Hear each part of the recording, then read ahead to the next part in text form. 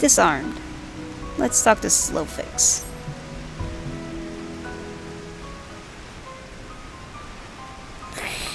Is Uplander seeing it? Giant of iron rising from river. Yshola and Sid leave to learn more, but are not back yet. Greatest plight of Gobby flock. Giant is too big, can squash Idleshire flat. Where are the Uplanders?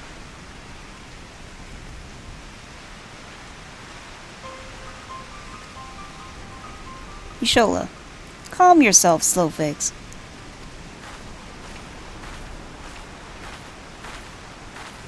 Ah, Suikyun.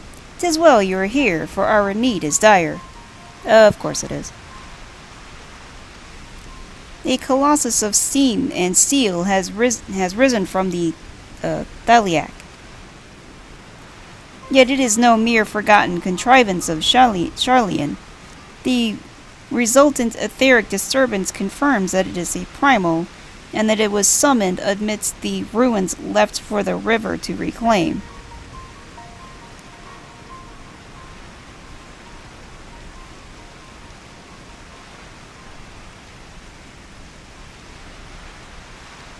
For a mercy, it stopped dead no sooner than it had broken the water's surface.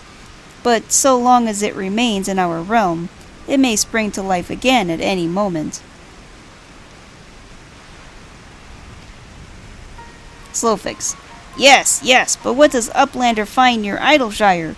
Is wilderness still heavy with ether? Yshola shakes her head. Yshola. Nay, the aether grows perilously thin, and more swiftly than I could have imagined. The primal is bleeding the land dry. Should it be suffered to continue, this entire region will become a barren waste in a matter of moons.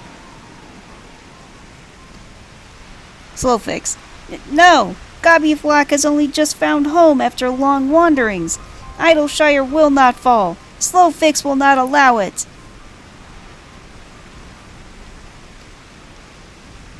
Yshola.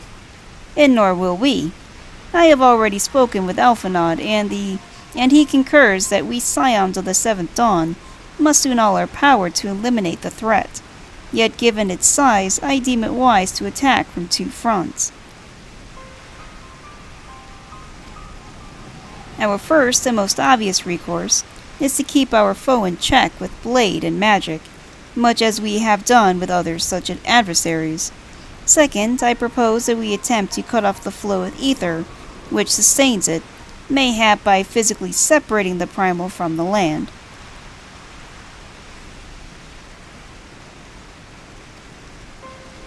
If we are to be rid of the Colossus, I think the latter course more promising, and mean to enlist Master Matoya's aid in pursuing it, yet such things take time.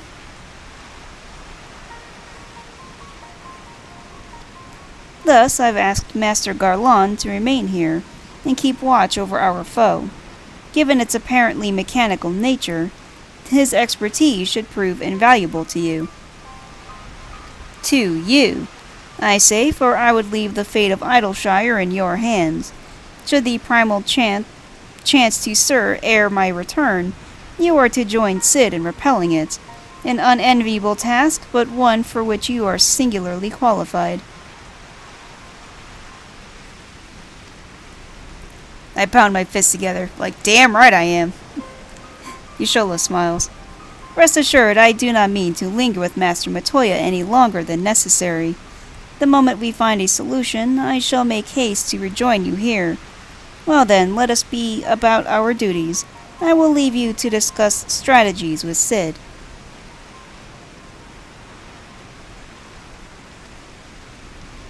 Slowfix. Backtricks is keeping our knowledge for Idleshire. Can't say where Sid has gone. Uplander should start with Backricks. Oh, Backricks is keeper of knowings. He knows things, or she knows things.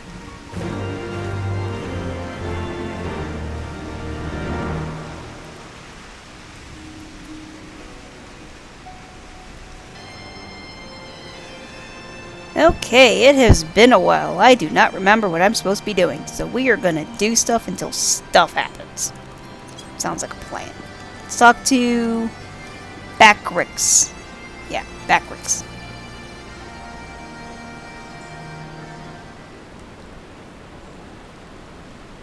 Backrix. Backrix is keeper of knowings and data.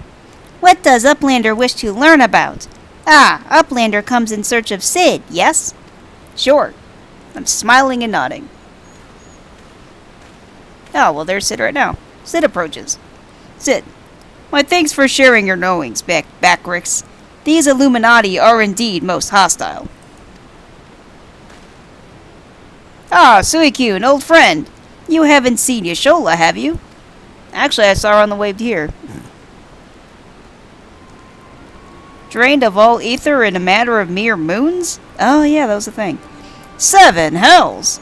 How much power does that thing need? Too much, plainly.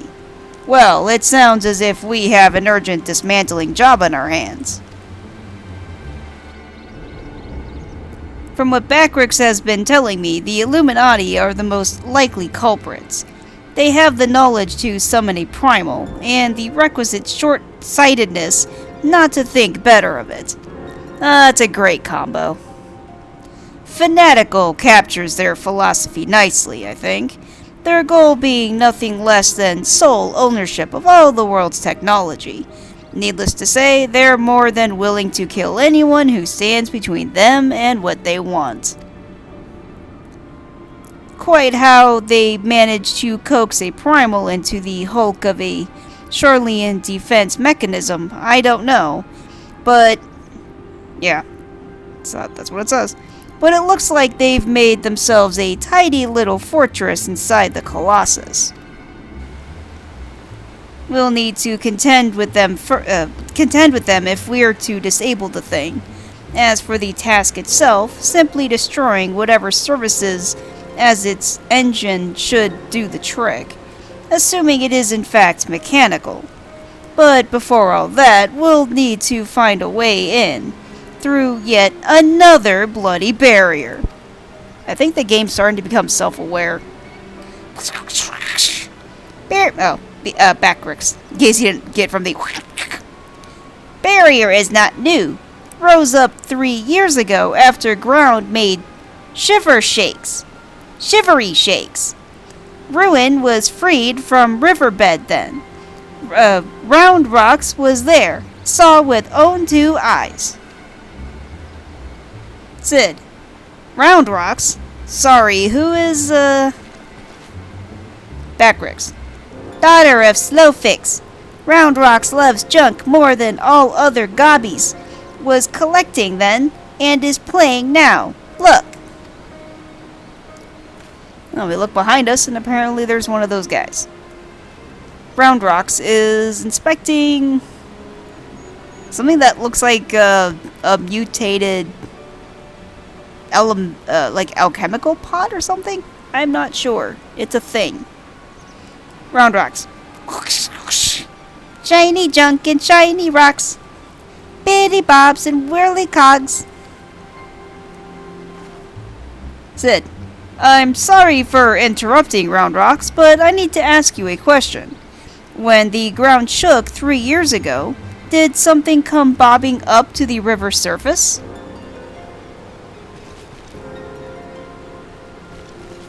Round Rocks looks towards us and starts making frantic movements. Bobbing? Nothing bobbed, silly Uplander. Ground made shivery shakes when Giant of Whirlycog stood, and then magic walls came up too. Cid. So it wasn't the tremor that freed the Colossus. It was the Colossus which caused the tremor. And you are absolutely certain you saw it rise from the waters, young one? Round Rocks nods. Cid turns to me. 7 hells! Hey, watch your language in front of a kid. I think someone tried and failed to summon it 3 years ago. But was it the Illuminati, or... See, Brayflox Altox approaches us. Brayflox comes to trade tongue flaps, Uplander. Sid. Ah, just the goblin. Sulfix tells me you're his resident expert on the Illuminati.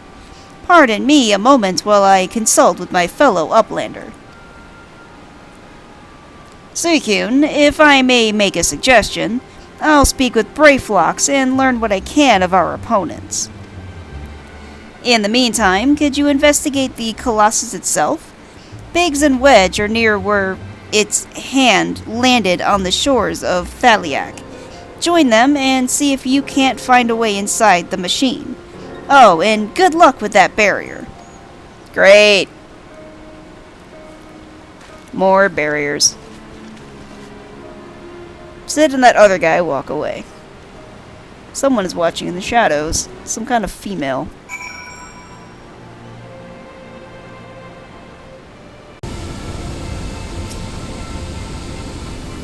Alright, let's talk to Biggs and Wedge.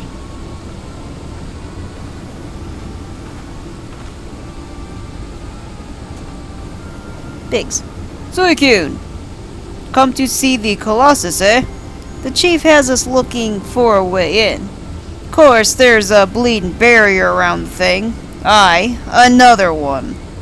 Again, the game's becoming self-aware. Luckily for us, when the big feller came down, its hand clamped onto the shore here, punching a hole in its defenses, and leaving that round portal there unprotected.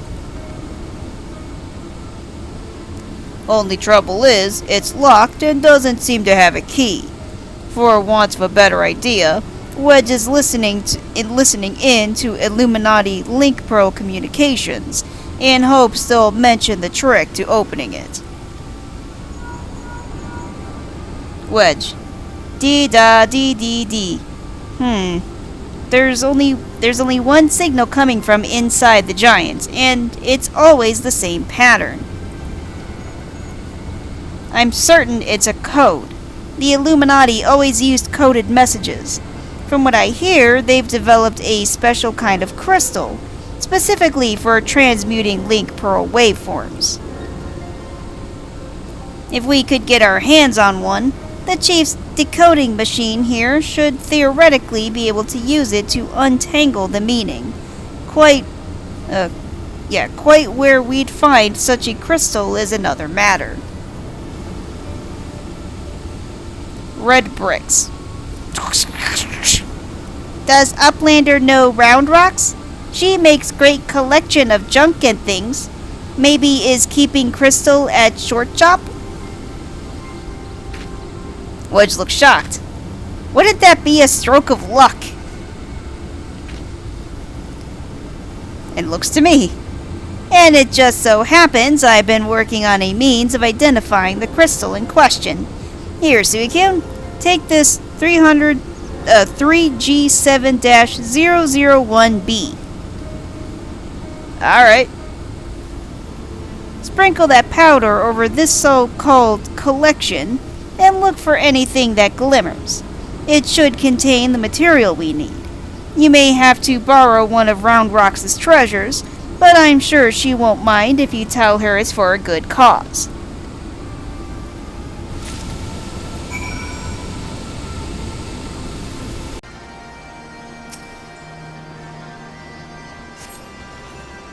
Alright, so I sprinkled the stuff on his stuff, or her stuff, whoever, and a little glowstone appeared. And I decided I'm going to snatch the glowstone.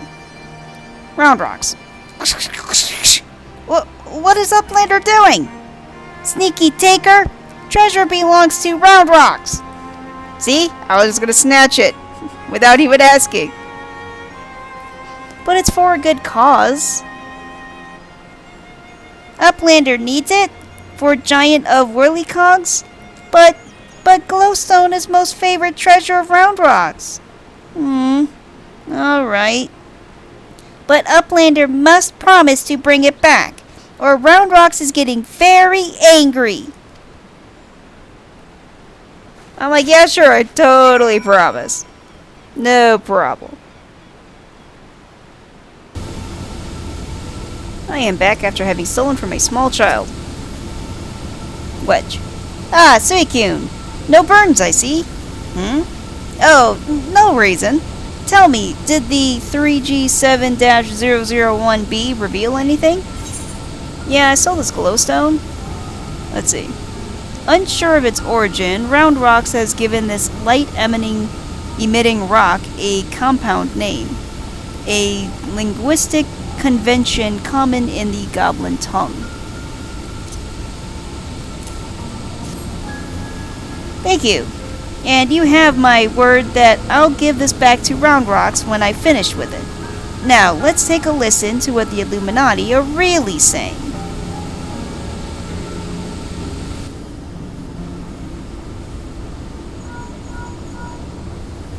Wedge. Goodness, all that infernal beeping is gone. Now it's a message clear as day. Let's see. Today's schedule for Gordius. Registration at 7th bell. Stop. Louse? The Corel. Cubs at 3rd bell. Stop. Rest and recuperation at 2nd bell. Repeat. Today's schedule for Gordius. Corel? Coerul? Lousing? But I'm sure that was the only message. This has to be some sort of jest. Biggs. Don't be daft, Wedge. It's just another code. You need the proper crystal and the proper knowledge to understand it. Ugh. Bleeding Illuminati? Should have known it wouldn't be so easy. Question mark. Quite the conundrum you have there. Who's this? Oh, a lady walks up. Oh, it's a lady that was hiding behind the wall earlier, looking all sneaky deaky. But it's your lucky day. I'll crack the code, assuming we can come to a little arrangement. She's one of those, dragon-looking people. She's got, like little... one, she's got short, like, dark, kind of gray-blue hair, unless it's just the dark lighting. And, like a black horn sort of thing, kind of coming out of her head. Yeah, she's one of those dragon peeps. And she's also got blue eyes that basically match her hair. Apparently her name is Mide. M-I-D-E. I'm a treasure hunter by trade, and there's a certain something I want inside the giant. I help you get inside, you help me get out with it. A fair deal, no? The name's Mide, by the way. Wedge. Charmed, I'm sure. You are aware that the interior is almost certainly swarming with Illuminati, yes? Mide. Why do you think I came to you? There's strength in numbers, friend. Best we join forces, eh? Now the words you intercepted are largely gibberish. But paired with the numbers, well, you'll see. 7, stop, 3, stop, 2, wasn't it? You, the big one. See the pipes atop the hatch? They ought to be a valve going up there. With a hand wheel. Imagine it's a clock and try turning it right to 7, left to 3, and then back to 2.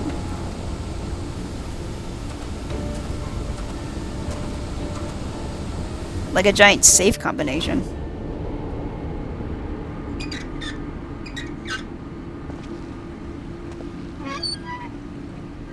Biggs is up there turning the thing she talked about. Oh, it glows and spurts out some smoke, like a good mystery hatch would do. Wedge. Ha ha! We did it! We did it!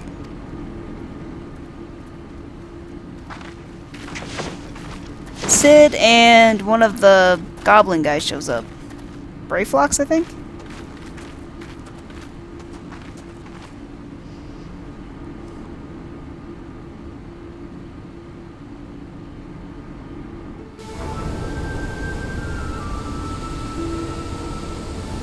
Sid.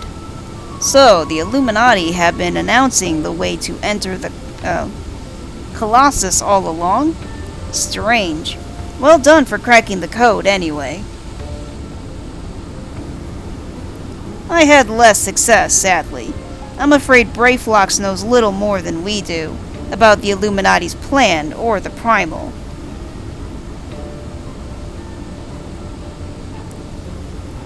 Brayflox kind of shakes his head a bit. Sid. Come, things aren't as bad as all that. We found a way inside the machine. We'll just have to learn about it as we go. It's only a massive mammoth, after all. Stopping it should be as simple as destroying its core. If we send in a suitably intrepid team of surveyors, I don't see why we can't trace the machine's power back to the source via the struts and piping. Biggs and Wedge nod. And I know just the woman to lead the party. What say you, Suicune? I'm like, yep, I got this. Don't worry about it. Mind. And what of me, pray tell? I opened the way for this grand expedition of yours. Surely that's earned me a place in your little band to hunt for my treasure. Sid. You did as you promised, and you may do as you will now, but only so long as your treasure hunt doesn't endanger the mission. I'd join you if I could, but there's something I need to see first. I'll leave Biggs and Wedge here in case of emergencies. Good luck, my friends. I nod, stoically. And he waves, and they walk off. I turn to Biggs and Wedge, who give me thumbs up. The Fist of the Father now accessible. You have access to the Fist of the Father. Gordius can be accessed via the entrance in the Maker's Quarter. Awesome.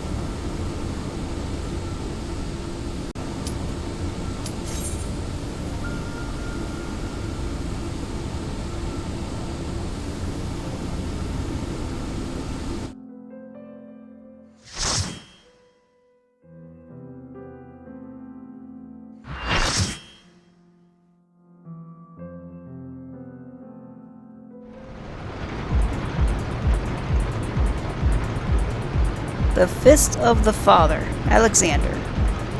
See, just kind of a giant mechanical gears turning. I mean, we're clearly inside a giant machine.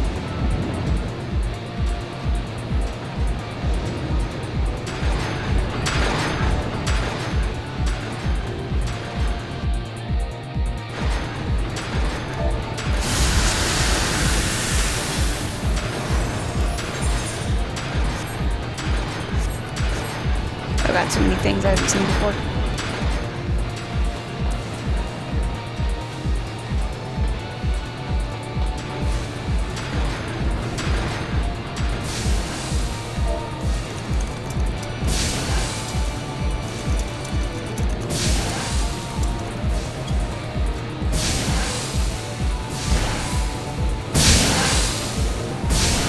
I mean, the thing only tells you that this is someone's first time, and they are just gone.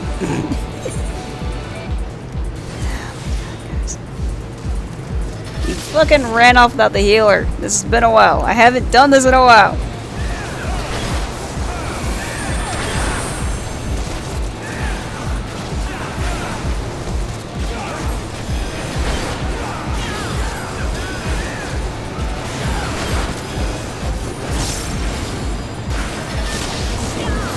I probably should be doing a level 60 raid as first thing. After having been played for, I think, months. I'm trying to remember how to play.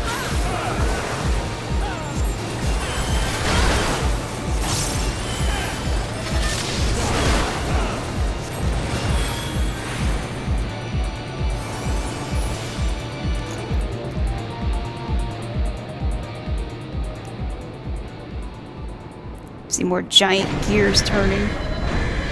Some kind of hatch. Did they seriously start the fucking boss fight without me?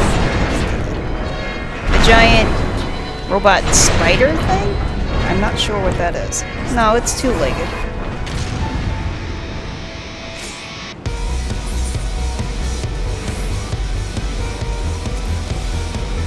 Yeah, people are like, dude, cutscene. Come on now.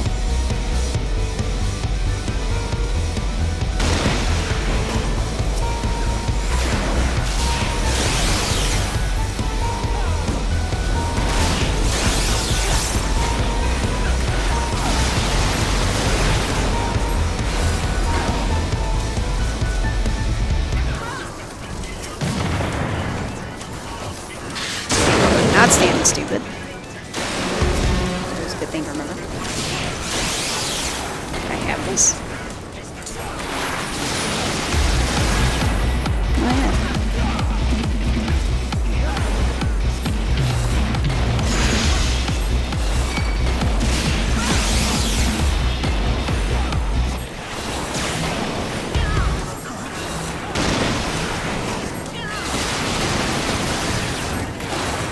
Looks like we have a second healer, so it's probably why no one's dying at the moment, even though I'm just attacking the boss because I have nothing else to do.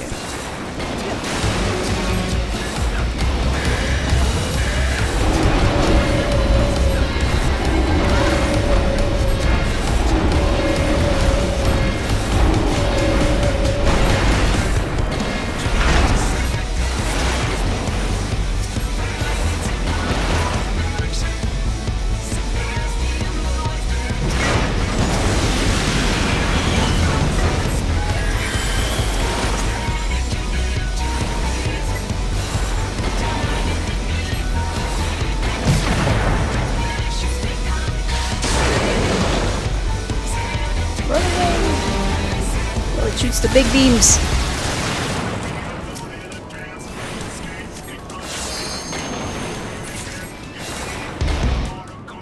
Oh, apparently I'm carrying the max amount of Allegan tombstones.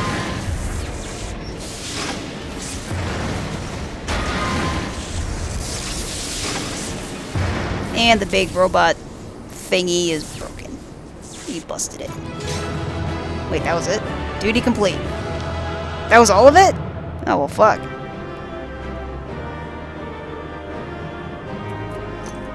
Yeah, I guess that was it. Ah.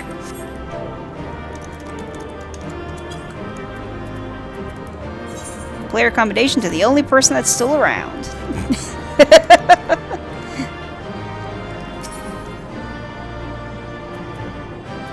don't know what any of this shit is. I'm just gonna read on all of it.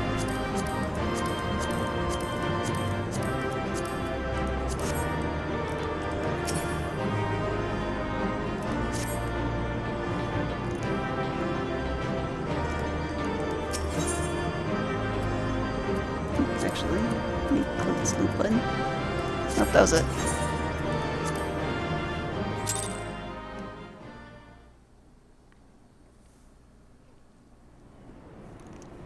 Oh, cutscene immediately after. Okay. Oh yeah, I think that usually happens. Again, it's been a while. I'm looking at one of the loot boxes. Mind. Expertly done, adventurer.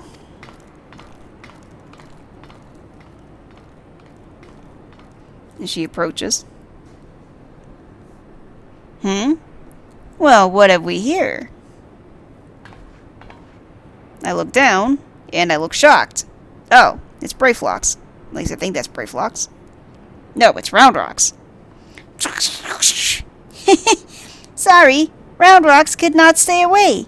So many new treasures here. Might. Treasures? Oh, you mean the odd bits and bobs. Well, little one, these machina are yours to take. And some of them are rather beautiful, I must admit. Roundrox. Uplander can tell pretty machines from ugly, just like Roundrox. She's dancing around. Might smiles for a second, then looks up at me. Heh, no harm in adding one more to our company, is there? I'll keep an eye on her. I mean, she's 5, but sure. Let's bring a 5-year-old into a dangerous place. Maid slowly approaches the giant loot box. Its lid is open and it's got very bright, shiny light coming out of it. Maid. Damn it. I was so sure. Question mark. Uplanders are unwise to come, but most of all is Treasure Hunter. What she seeks is not here, not in all of Gordias. Who is that? The hatch opens again. In a counterclockwise motion. It's kind of like if a pizza decided to be a hatch and opened up counterclockwise.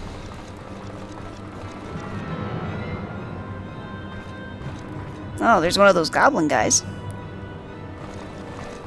He's got a cat on his head. But he's got like one red eye and one, I guess, yellow. Oh, she points a gun at them. She's not happy about that. So there's like 5 or 6 that showed up, I think. I couldn't see it.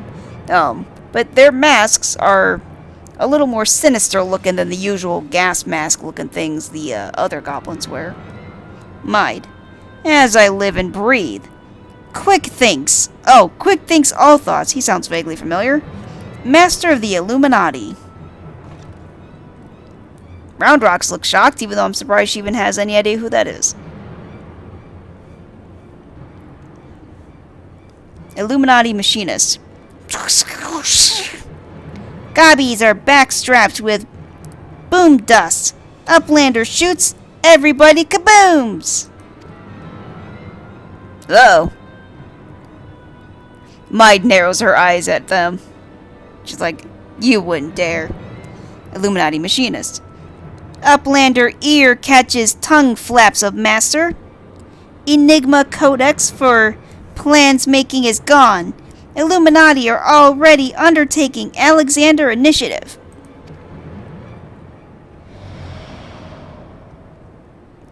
Quick thinks zooms in on the camera. Quick thinks all thoughts. Foolish Gobby! Secrets are kept silent. Tongue flaps never traded with outsiders. Has Quick thinks not ordered so many times? The Illuminati machinist looks a little bit distraught. He jumps around. Master, forgive noise-making of Empty Head. Gobby did not think. Please, Gobby will take any punishment, just not worst one. Uh-oh. That's what you get for moving your mouth. Maid. Now! She shoots at him, damn. Oh, they did explode. Illuminati machinist. What? Uplander shooting gobbies? I mean, yeah, I guess so. A different Illuminati machinist shakes his head. And boom dust does not harm Uplanders. Blood! Uplander blood for fallen Gobbykin! Maid. I think now would be a good time to leave. Yeah, probably. I nod, stoically. Roundrocks. Uplander, what is Enigma Codex? Treasure? Maid thinks for a moment, then slowly opens her eyes. She has a very serious look on her face. Yes, young one. My treasure. We all run forward and jump into a hole. Because that was self-explanatory. Quick thinks is looking into the camera. He's like, damn it, they got away. Oh, we're back.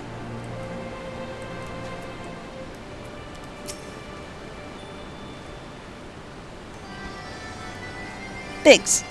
Bleeding hells. Face to face with the head of the Illuminati, eh? Sounds like you had quite an adventure. And this Alexander Initiative has got me wondering. Do you reckon it might be the giant's name? Alexander? Or an Alexander Initiative? No sign of the core, though, eh?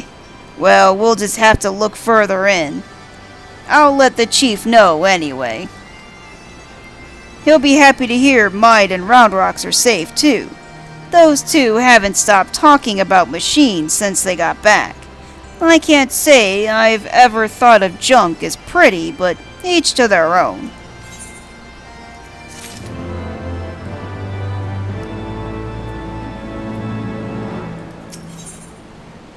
Steel and Steam. Biggs.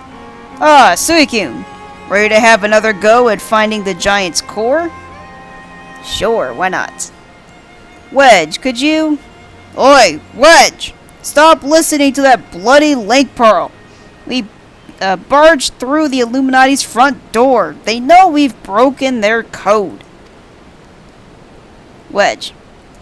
But I've just this moment intercepted a new communication. If you'll give me a moment to... There! It says... Oh. Death to Uplanders. Death to Uplanders. I think we may have started a war.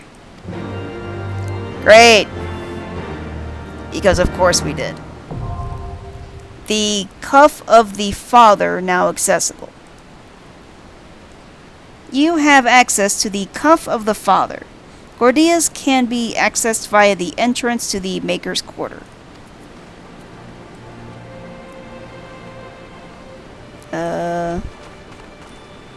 I don't see it.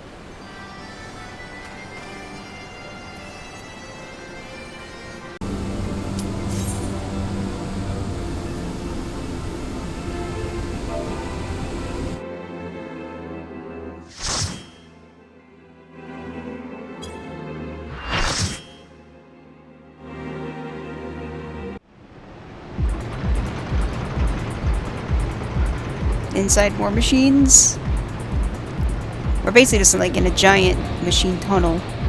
Alexander, the Cuff of the Father. We kind of zoom over to another tunnel. And because the camera wants to make me dizzy, it decides to do a full 360.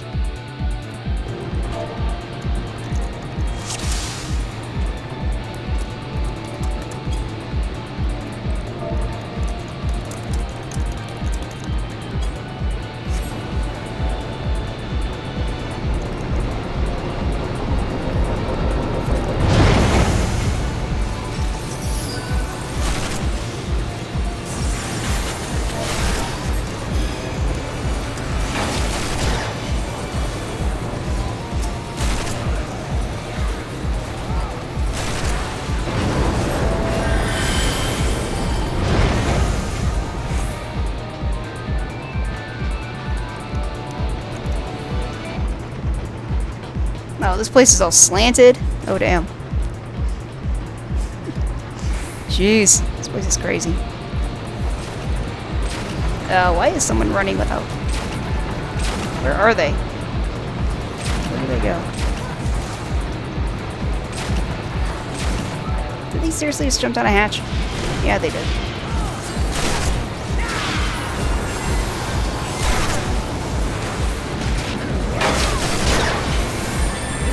I'm just clicking random buttons at this point because I don't want to play.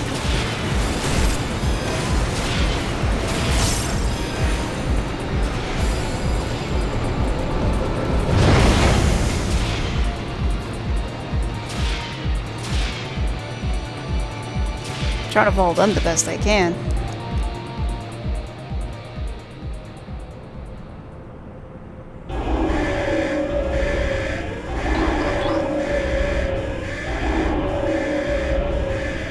Some gobbies that are clad in metal armor showed up with a couple of robots.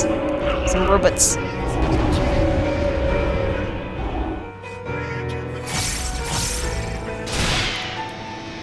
Ah, what am I getting shot for? What the fuck? Why am I getting shot?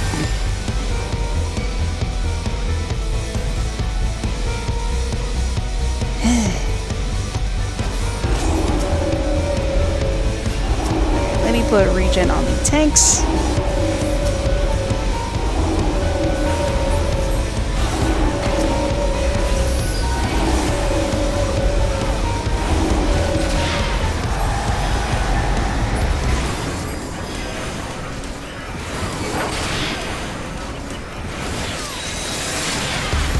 I'm just gonna keep doing this AoE spam.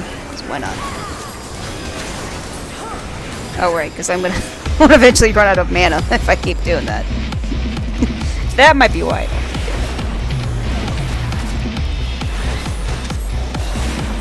Got some dubstep going on, I think? Or techno? I'm not sure.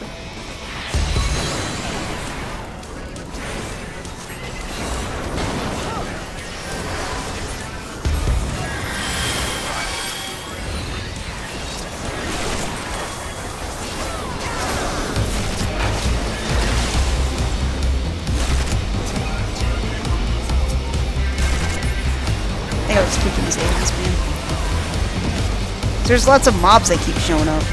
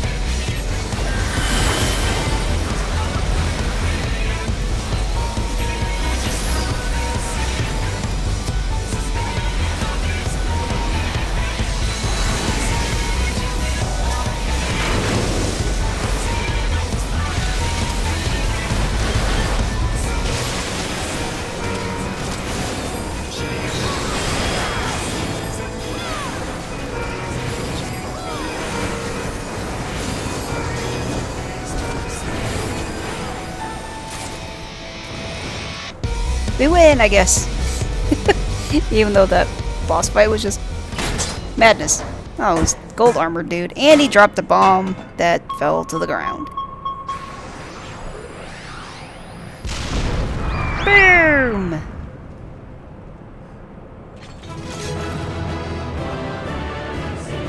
We win!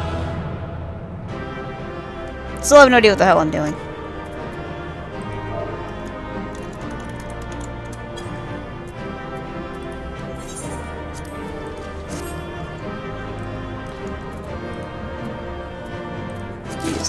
Read on all this stuff here. Because I don't know what any of this stuff is. So I assume I don't need it.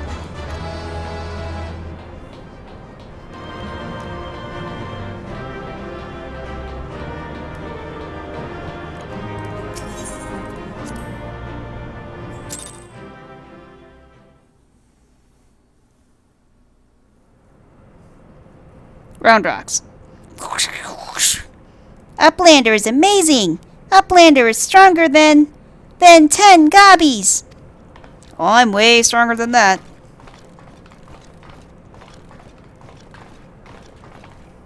There's dead gobbies everywhere. Sid walks up. Sid. Ah, there you are, old friend. I was beginning to wonder if I'd ever find you. Big's account left something to be desired, so I thought it best to see the interior with my own eyes. I nod, stoically. Just ignore the bodies. Maid walks over to one of the dead gobbies and kneels down and looks at them. Sid. A treasure hunter through and through. Tell me, what exactly do you hope to find here? Maid. Ever heard of the Enigma Codex? It's a book of ideas written some 100 years past, the life's work of one of the greatest technologists ever to draw breath.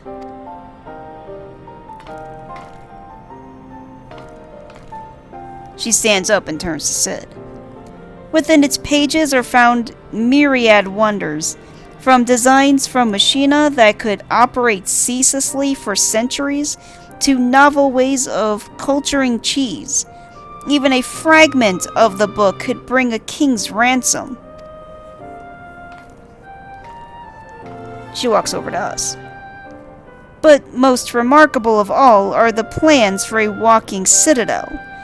It was to be a beacon of logic and reason for all the world.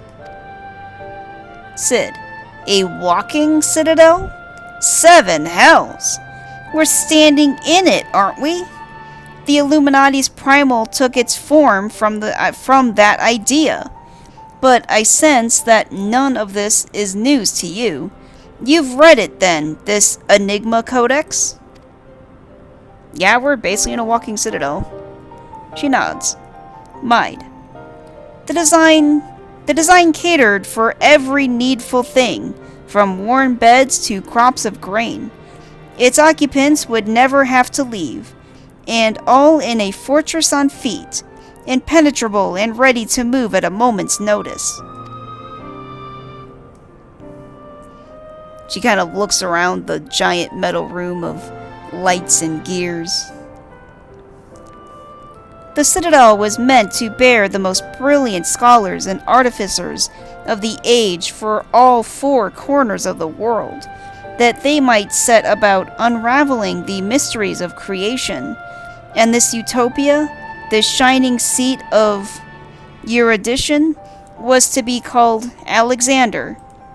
Let me guess, like Alexander's Library? Roundrox dances around. If Roundrox lived in a walking castle, Roundrox could collect treasures from everywhere. Maid. Indeed, you could, little one.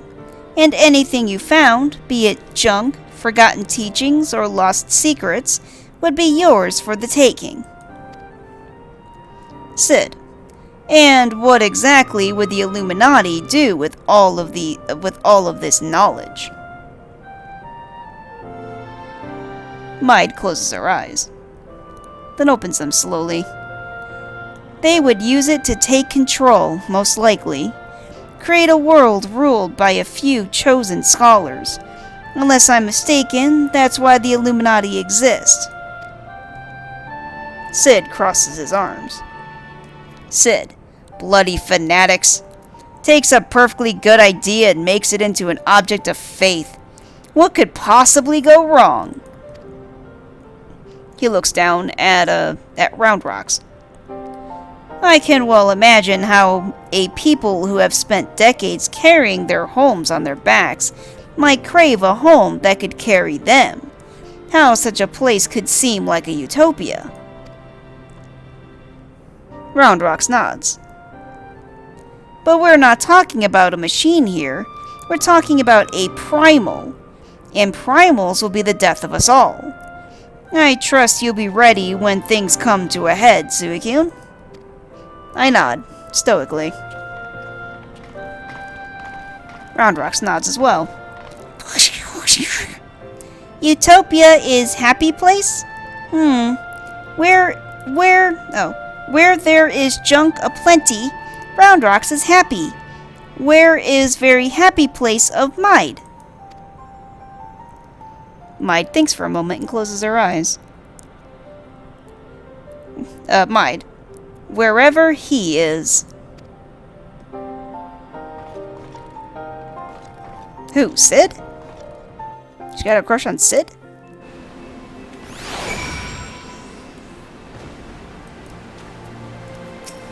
I mean, I can understand. Sid's kind of handsome. Biggs. This Enigma Codex sounds amazing. A walking citadel's one thing, but a self-sustaining walking citadel? Genius! It's just a pity the Illuminati had to go and make a bleeding primal out of it. From what I understand, this Alexander was active for no more than a few seconds. That's seconds! And it nigh drained the hitherlands of ether. Imagine what it would do if it wandered the whole bleeding world. I don't think Round Rocks realizes how much danger we're in here. Too busy hunting for new treasures. Probably for the best though, eh?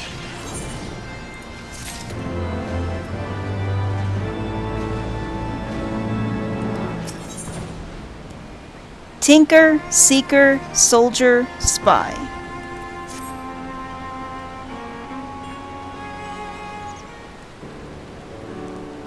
Biggs.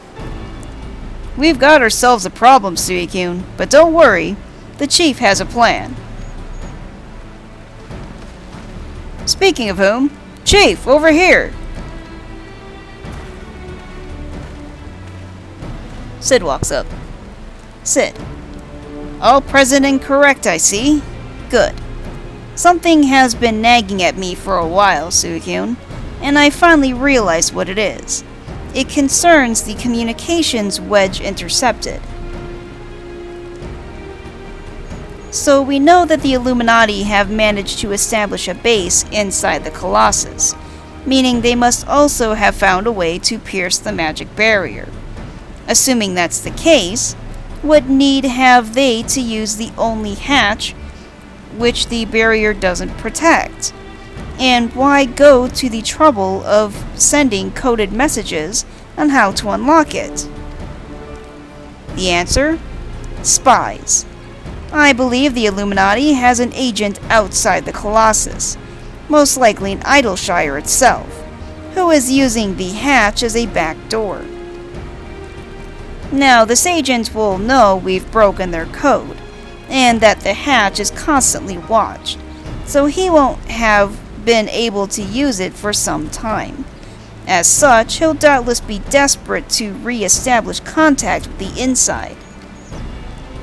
And that's why I've cleared the area around the giant's hand. All we need to do now is watch and wait, and follow whoever makes a dash for the hatch.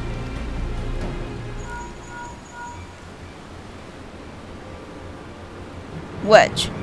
Chief, Link Pearl call from Red Bricks. He says Brayflox went inside. But she can't be. No, it must be an impersonator. Chief, whomever you met earlier was a spy. Quick, you've got to go after her. I mean, to be fair, they're all covered from head to toe. How would you know? Except for their ears. How would you know if one was, not that one? And as far as I know, they speak through some kind of the arm of the Father, now accessible. You now have access to Arm of the Father. Gordias can be accessed via the entrance in the Maker's Quarter. Yeah, I mean, again, they're covered from head to toe. The only thing you can see is their ears. So, yeah, you could very easily just throw a spy in there, and no one would know.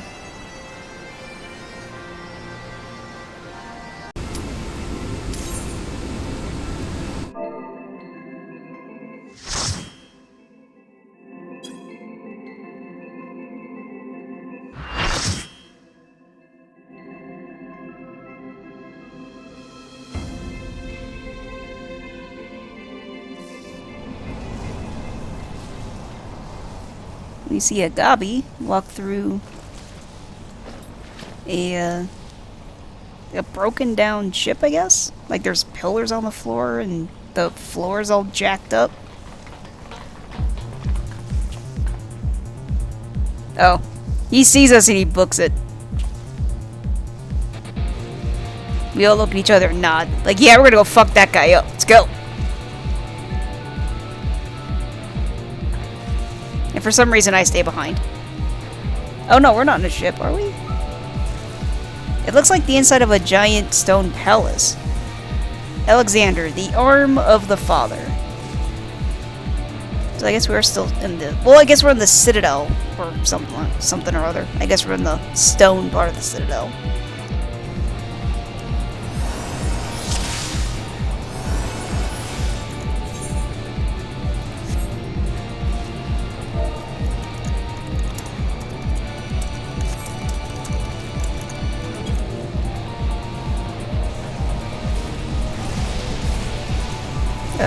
Where did everyone go? I lost track of you already. I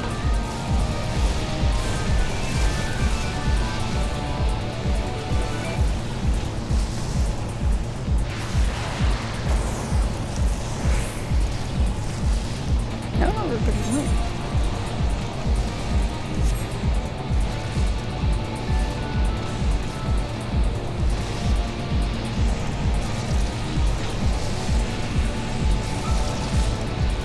Here they are.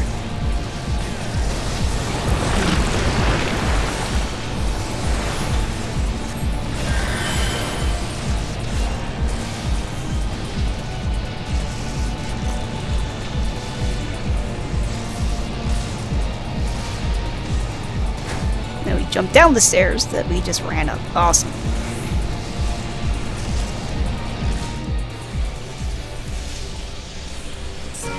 There's a floating mechanical ball.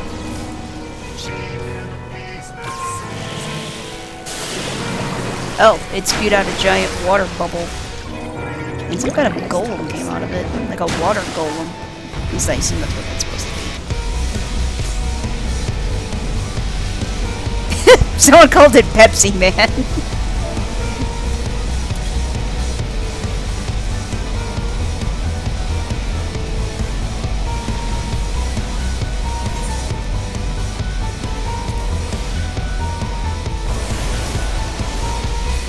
I think someone started the boss fight without me. Yes, they did.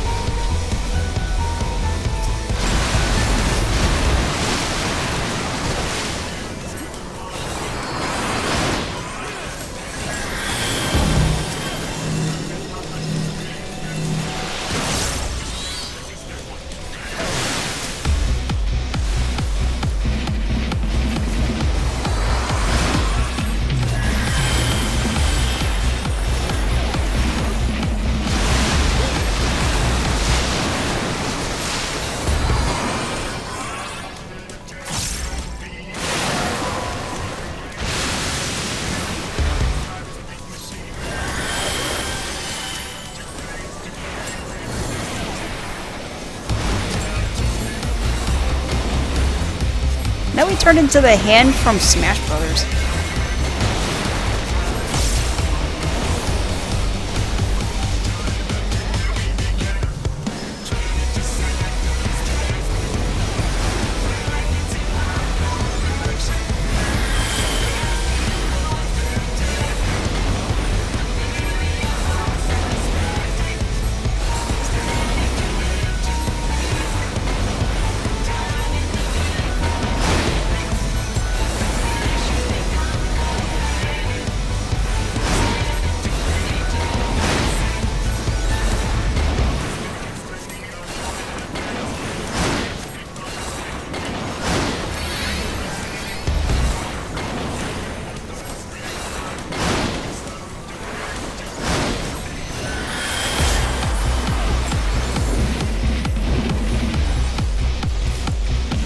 He's still a big goofy hand.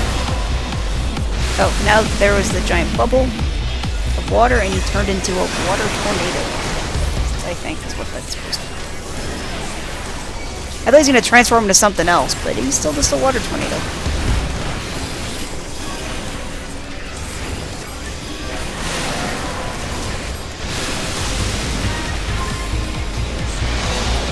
Now he's back to being Pepsi Man.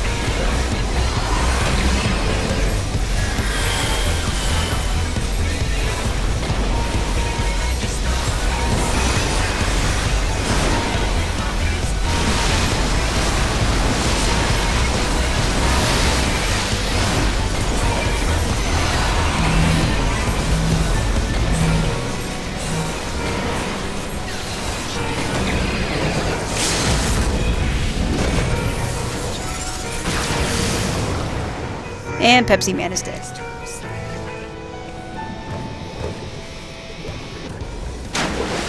He exploded.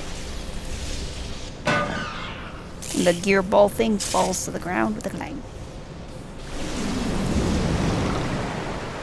Which then turns off some kind of electric floor that was going on. That was it?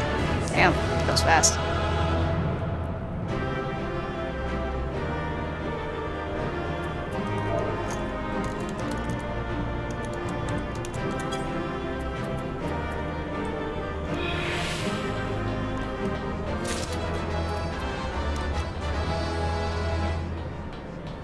Everyone left. No one wanted a commendation.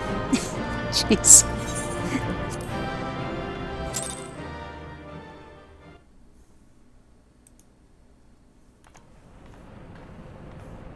My game freaked out for some reason.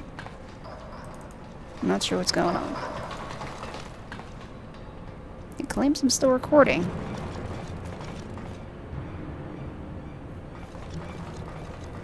The, Quick Thinks, or whatever that guy's name is, with his cat showed up. And some of his goons. Quick Thinks all thoughts. Gabi found it? Good. Knowings of missing piece are with Illuminati.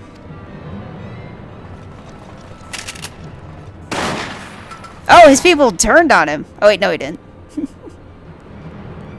Gabi did well indeed. Oh, so he had them killed, I guess, the scientist or whatever in their group. I wonder if it's the guy who opened his big fat mouth. Cat just like, sup? You're like, damn. Sid. This is how you treat those who please you? Quick Thinks, all thoughts. Now is realm in chaos. Broken. Machine with too many parts. But Illuminati plan needs one thing. Missing piece to bring world order. Give world harmony. Make world perfect. Sid points accusingly at him. And... oh, motherfucker. I didn't even get to read that. Fuck. Stupid Windows message blocked my screen. That's why it freaked out. Sid, don't you see? You summoned a god's damned primal. It will devour the ether of every land you visit until Hydaelyn and everything on it is dead.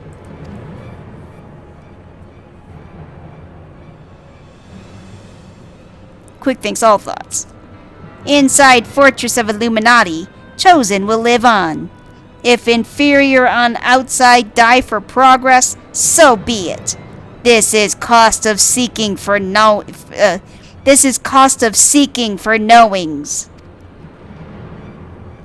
Sid. Hells take you and your damned seeking. Sid's mad. Quick Thinks. Wise uplanders find happiness in Illuminati rule. Unwise uplanders, Utopia does not need.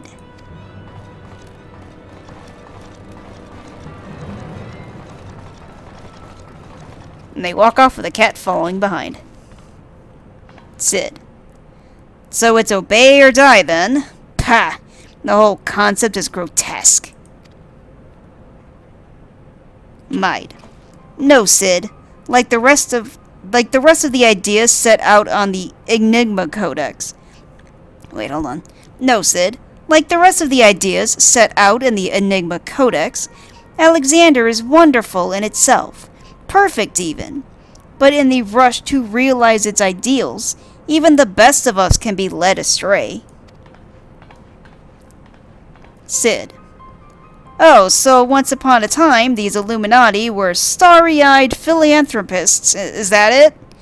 And it was only after they got their hands on your perfect bloody codex that they turned into vicious killers. Tell me, was there any passage in particular that convinced them to abandon their last shred of empathy? She kind of looks down. Might. I cannot speak for the precise contents of the codex. Not anymore. But I haven't forgotten everything I read. I think I can stop the core if you can get me close enough. Let me guess, she's related somehow to all this? Sid crosses his arms. You think you can, or you know you can? And what of its location? Maid nods. It's somewhere in the trunk. How close are we to that? I can't say.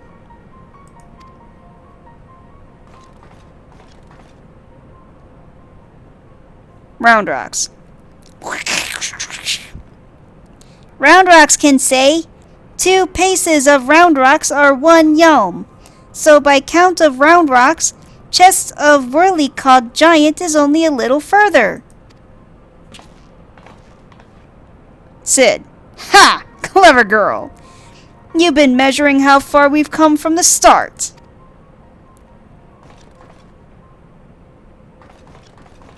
Round Rocks dances. Sid. Alright, I propose we withdraw for the time being. I don't know what will happen when we breach the core, but I do know that we'll be better equipped to deal with it if we're well rested and ready for anything. I nod, stoically.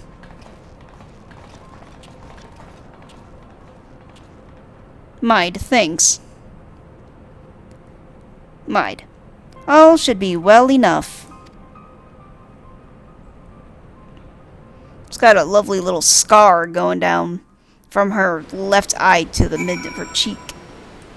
Pretty big scar. Damn windows interrupting my cutscene. Maid.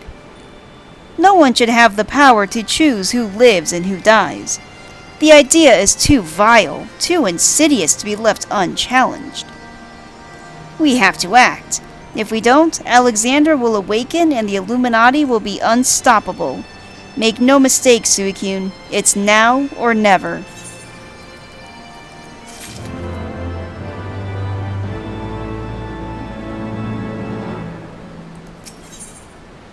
The Pulsing Heart. Maid. I think I have the knowledge required to shut down the giant's core, but if I'm to reach it, I'll need you to lend me your strength. Well, wait, that's Wedge. Well, really, the Illuminati's latest message is, let's just say it's unsuitable for polite company. I should be much obliged if you teach those privy-mouthed savages some manners, Suicune. They're probably insulting our mamas. The Burden of the Father, now accessible. You've now access to the Burden of the Father. Gordius can be accessed via the entrance in the Marker's Quarters.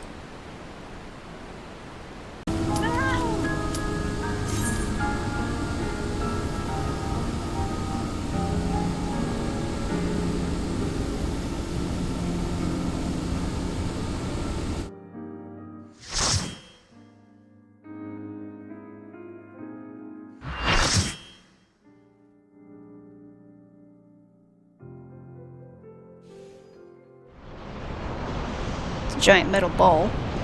The Burden of the Father. And the giant glowing gear. Oh, that's the platform that we're on. Cool.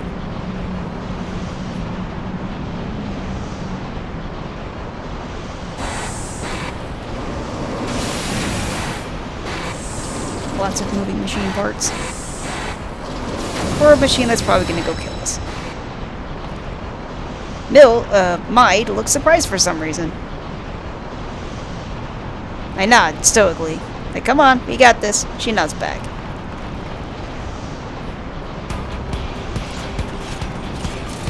We're gonna go kick this giant robot monster's butt.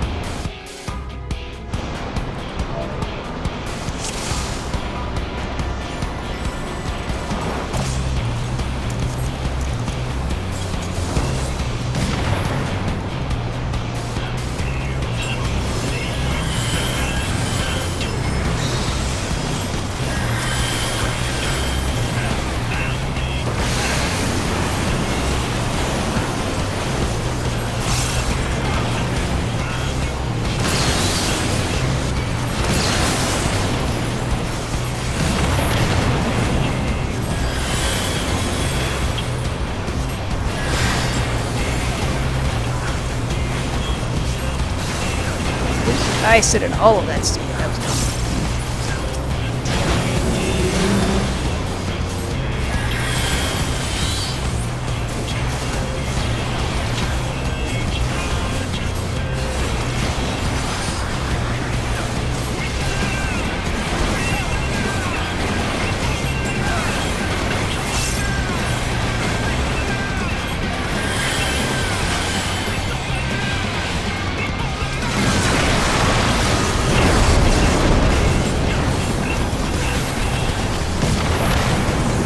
Oh no.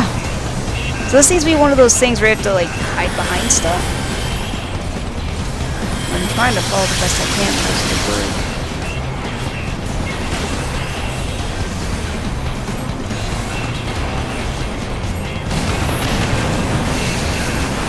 Ah, got it.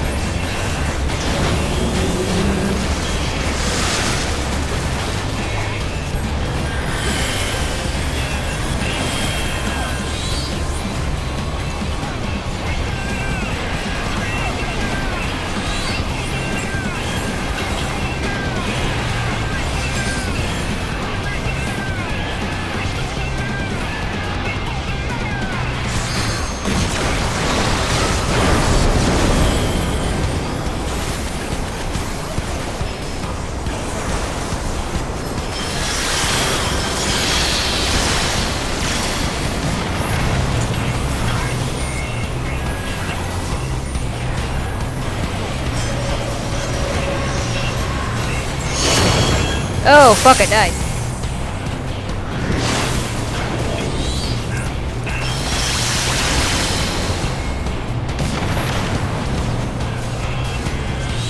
Oh no, both healers are dead. Oh no.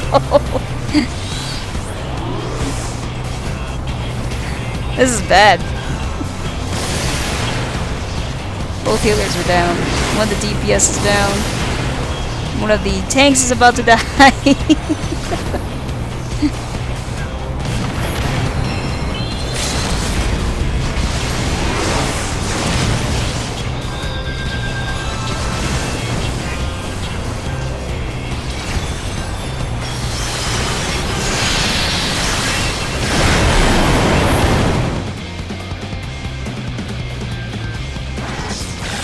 We managed to win. We broke the giant machine thing. It exploded. A big, bright blue electric explosion.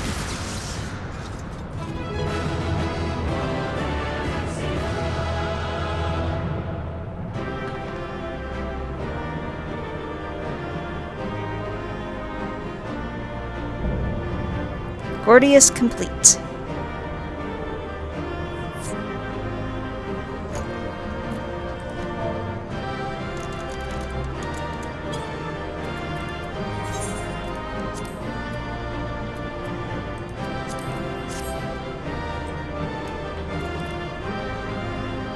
Let me go greed on everything, per usual.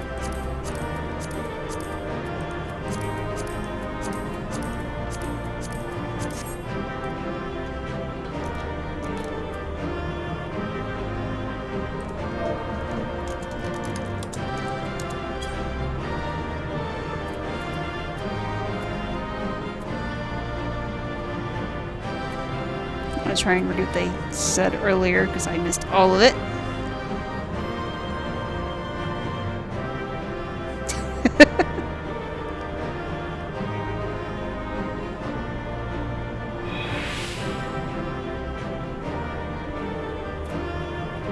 Yeah, apparently someone was doing something else when the game made a noise. Like, by the way, you're gonna meet an instance in a second. He's like, oh crap!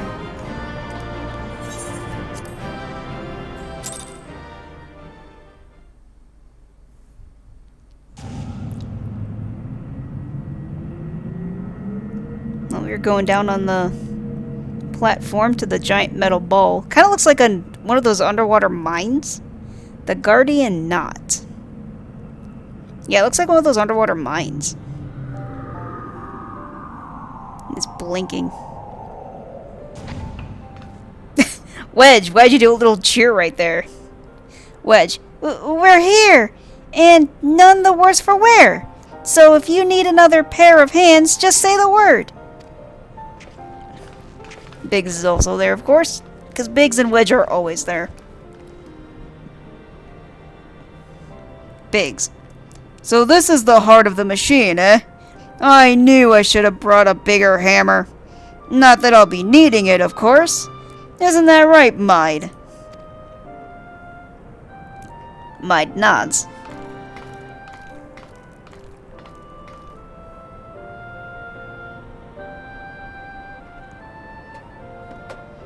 Apparently she's gonna climb up into the giant landmine thing. She tapped on something. And it turned off. Oh, and it's sparking with blue electricity. And it opened. Bright blue light is coming out of it. Very bright blue light. With another thing inside of it that looks like a circular waffle. Like if a waffle was a circle, it looks like that. Mide walks up to us and nods. Wedge looks surprised. Look! Someone else is coming down the platform. Oh, it's that Quick Thinks guy. Quick Thinks. Greater are knowings in brain case of unwise than Quick Thinks believed. Perhaps Quick Thinks judge too quickly. Perhaps Illuminati should study Uplanders. For someone who values information, you didn't do your damn homework. Grand Admiral Thrawn would be very disappointed. It is before eyes of Gabi? Good. Do not fail. Illuminati has no use for failing Gabis.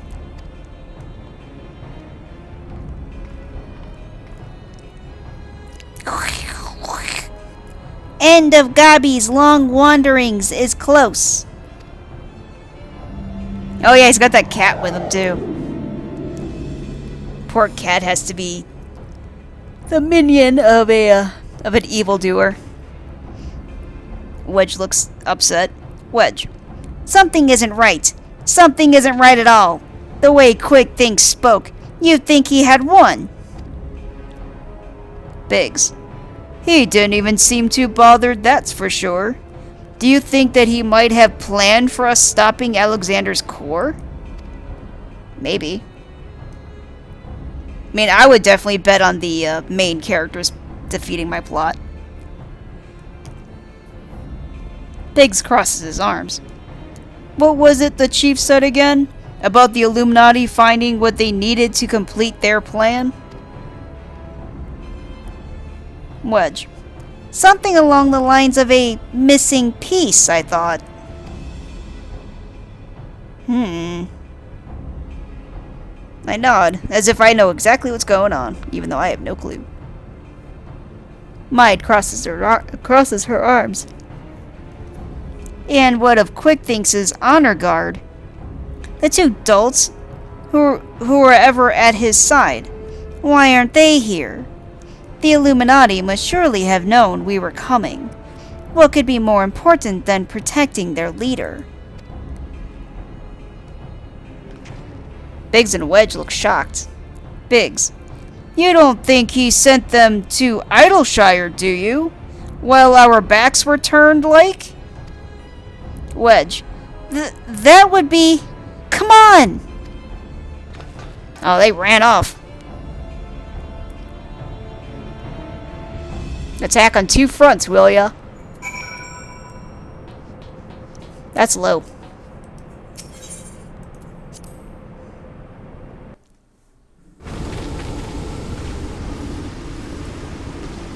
Let's go talk to Red Bricks.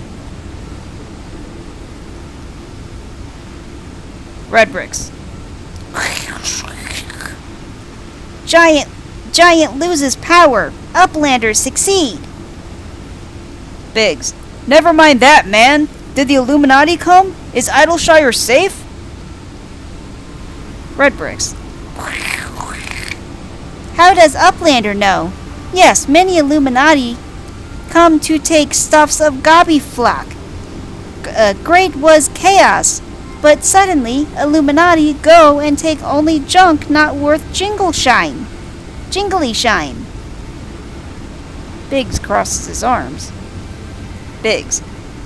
They came barging in, ready to start a war, and then scampered with a handful of bleeding junk? Hold on a minute. Where were they last seen? Red bricks. Red bricks thinks near the shortstop. Wedge. Round rocks! Come on! Maid nods as if she knows what's going on. Biggs. I'll go and find the chief. He'll know what to do. I mean, my strategy is just kick their ass. That usually works out. Bad guys causing problems? Kick them in the teeth. That fixes a lot of problems. Enigma. Red bricks. Uplanders are gone too long for comfort of red bricks. Shortstop is place of clashing with Illuminati. Illuminati are up to no good. Maybe using confusion to do foul things. Uplander must go and see, make sure all is well.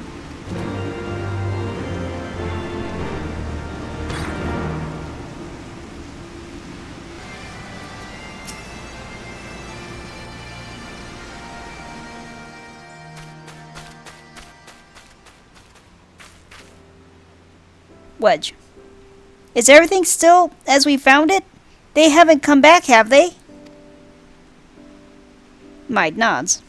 Maid. No, they're gone for now, and everyone seems to be fine. Physically, at least. But Round Rocks... She looks down at Round Rocks, who is staring at her empty pile. There's nothing there. Round Rocks shakes her head sadly. Gone. All gone. Aw, don't cry. Maid. Poor thing. The Illuminati took everything. I'm just glad she was off collecting trinkets with Backricks when they came. I daren't think what might have happened had she been here. Round Rocks is sad. Sid. Come, come, little one. Dry your tears. That's one of the Gobby minion looking guys. Sid. One thief, unconscious. We found him lurking near the edge of town. Not far from your treasure, Round Rocks. Biggs is carrying a couple of crates. No, apparently we found a bunch of, Round Rocks' stuff. Round Rocks dances happily.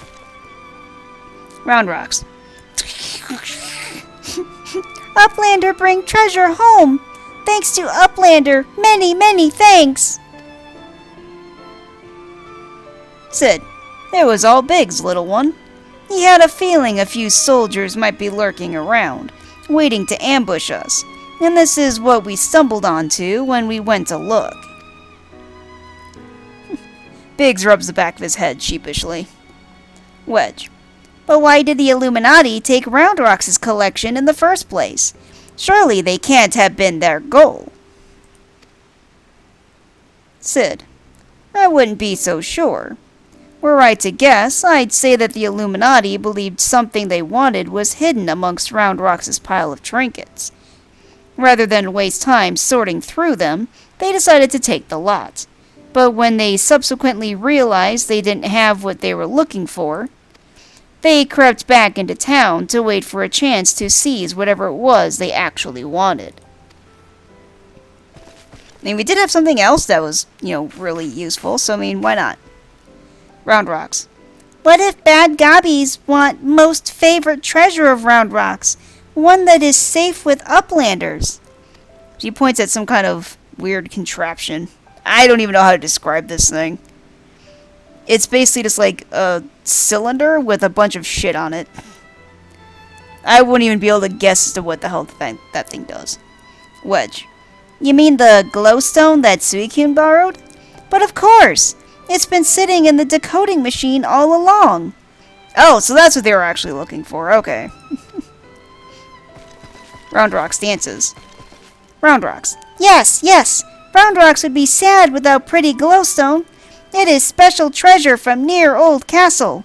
Rusty one that was left by uplanders from before. Mide. Wait, what do you mean, before? Roundrox, were you near the Charlian ruins when the metal giant first appeared? Yeah, see what happened was. Roundrox nods. Roundrox. Yes, yes. Roundrox saw Whirlycog Giant stand 3 years ago, but was only for a little bit, and big gobbies do not believe Roundrox. Sid. 3 years ago, when someone tried and failed to summon the Primal. Mide nods.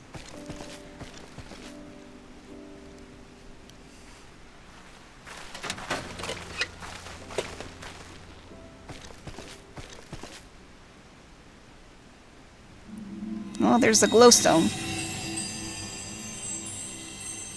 The glowstone causes sparklies and something like a holographic gear thing to hover in the sky and twirl around. Mide. A fragment of the Codex! Of all the places in the realm! Sid. Only a fragment of the original? So the crystal must be the Illuminati's missing piece.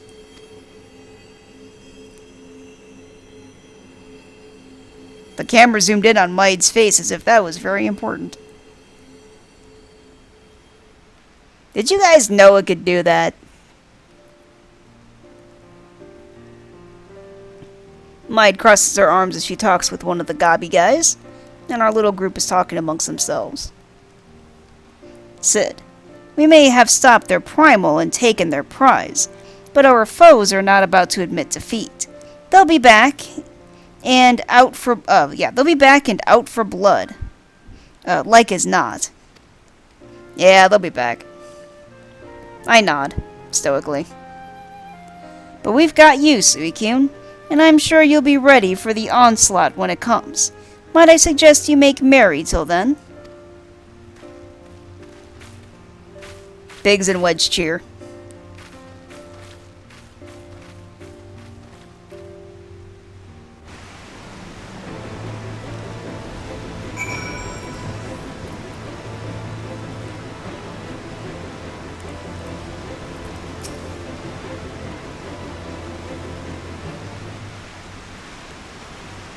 Roundrox. Roundrox is happy. Many friends worry. Think of Roundrox. Uplander is one. Roundrox thanks kind Uplander. Mide. Let me chime in as well, Suicune. Roundrox's home needed protection, and you provided it. Not many would do that, and certainly not in the face of a primal. You have my thanks also. Roundrox. Mide helped Roundrox too. Uplanders have good hearts and kind. Mide smiles. Mide. Only so many of us find Machina pretty, my dear. We have to stick together, don't we? Roundrox dances happily. Roundrox. Did Mide always like Whirlycogs and Biddy Bobs? Mide considers. Mide. Not like you, Roundrox. My love, he adored the things, inventing, building, and tinkering with them. Roundrox. Mide always touches Hertzmark when remembering. Oh, so she's touching her cheek. Okay, I didn't realize that's what she was doing. She's touching the scar on her under her left eye.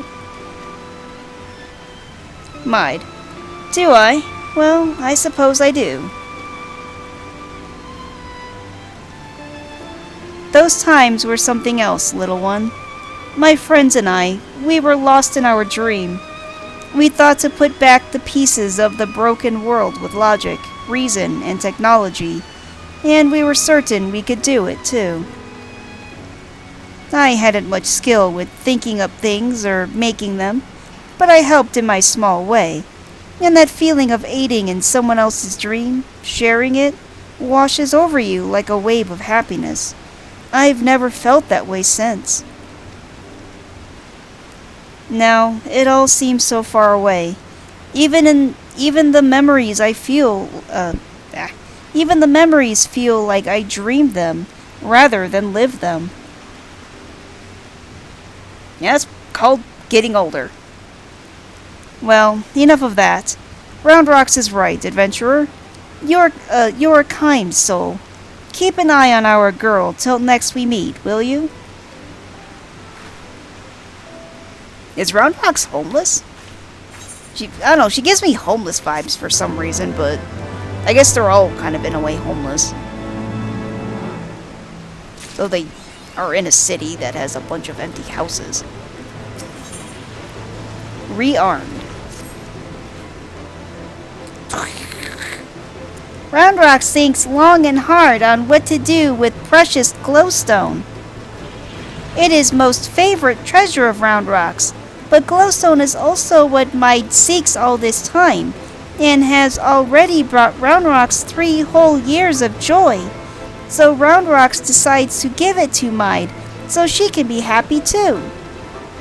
Hope you're not giving it to some secretly evil villain. That'd be crap. For now, Roundrox entrusts treasure to Uplander, to give to Mide at next meeting.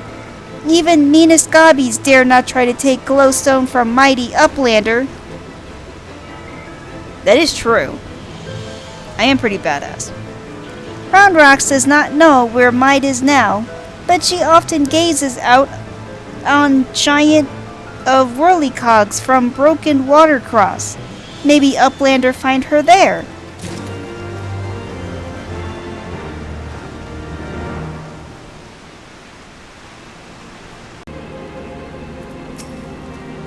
Let's talk to Mide. Mide. From afar, that mass of steel has a certain majesty, does it not? But something tells me you didn't come here to share the view. What is it? Roundrox wants you to have the glowstone. Roundrox means to give me the codex fragment? I couldn't possibly accept. She values that stone over the rest of her treasures combined. She wants you to have it. And yet, it may be safer in the hands of one more capable of defending it. Safer for all concerned. Gods know the Illuminati would stop at nothing to get it. Very well, if she feels I should have it, I will hold it in safekeeping for her. There you go.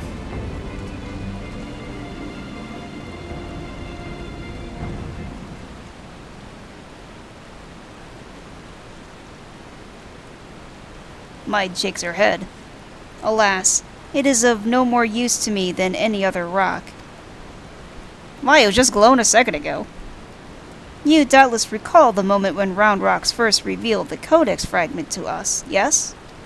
Yeah, it was like 5 seconds ago. When she took the stone in her hands, a piece of the Enigma Codex burst forth, unbidden in a bright, brilliant flash of light. Yet it has been handled many times by others, yourself included, without ever betraying a hint of the secret contained within. Did you not find that strange? I myself was surprised, albeit for a different reason. The Codex is protected by an arcane mechanism, you see. Only those who share its fundamental principles are able to view its contents. It is rare indeed to find an individual with the qualities required to read it. I consider this and cross my arms. Mide. That Round Rocks possesses such qualities is an unexpected blessing, to be sure. But if the Illuminati were to learn of her secret, she would be placed in grave danger. Even as we speak, they scour the Hitherlands in search of their elusive missing piece. But as far as I know, they still view our friend as a mere collector of misplaced items. For her sake, we must do our utmost to draw their attention away from Big West Shortstop before they take it into their heads to return. And it is for that reason that I mean to leave this place. When the Illuminati learn that I have the fragment, it is my hope that they will focus their efforts on ascertaining my whereabouts. Needless to say, I may not return to Big West Shortstop for some time. While I'm gone, I would ask that you watch over Round Rocks, see that she does not come to harm. I nod, stoically. Mide smiles. You have my thanks, adventurer.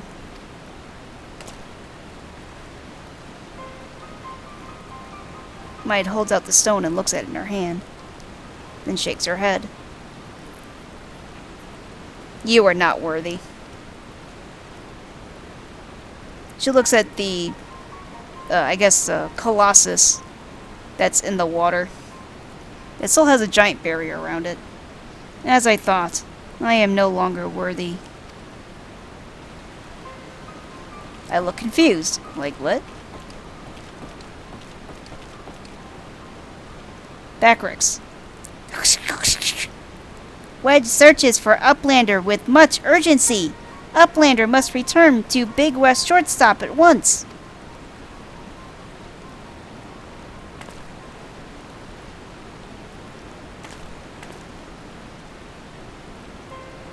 So Mide turned around and they just kind of walked off, and Backrix is like...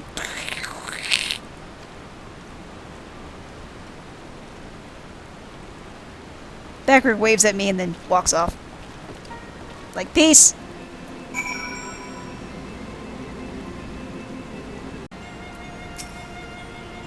Wedge. There you are, Suicune, and not a moment too soon. The Illuminati are getting ready for something big. Y'shtola reports that Alexander has started drawing massive amounts of ether from the surrounding land, which can only mean one thing. The Illuminati have resumed their attempts to revive it. And once more, Backrix reports that the goblins are amassing substantial quantities of explosives and supplies. By all indications, they're building another weapon. In short, it's bad. But it's nothing a bit of strategic thinking can't fix. They say he who strikes first strikes last, and that's exactly what I intend to do. I've devised a plan which should allow us to take the Illuminati unawares, and I'd like you to spearhead the assault. Our rendezvous point is to the south, on the cliffs overlooking the Thaliac. Biggs has gone ahead to scout the area. We shall await your arrival there.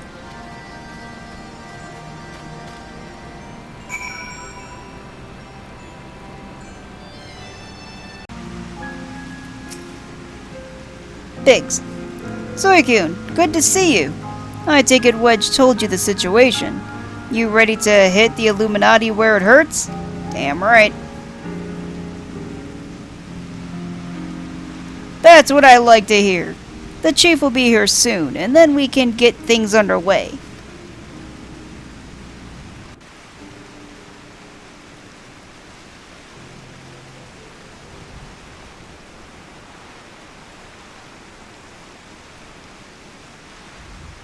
Biggs crosses his arms as he looks at the giant Citadel robot thing. Sid, Y'shtola, and Wedge walk up from behind. Biggs. Bloody hells! If it ain't Y'shtola! No one told me you were coming. Y'shtola. An etheric disturbance of this scale demands my personal attention. Judging by the marked fall in ambient ether concentrations, the situation is far graver than previously assumed. Sid. And you are certain that steel monstrosity is to blame? Y'shtola nods. It looks at the steel monstrosity.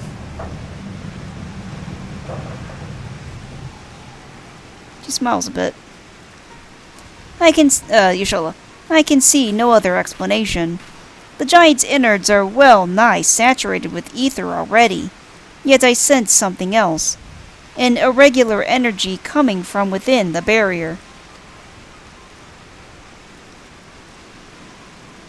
Cid. Be that as it may, I'm afraid we have more pressing concerns. The Illuminati are up to something, and we mean to hit them before they can put whatever it is they're planning into action.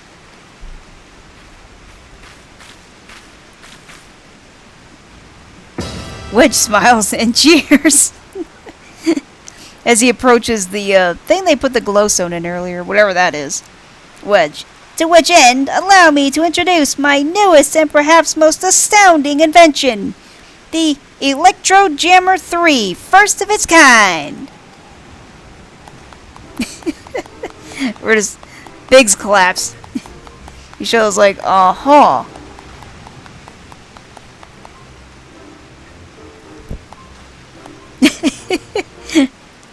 Wedge is still standing there with his arms in his arms in the air.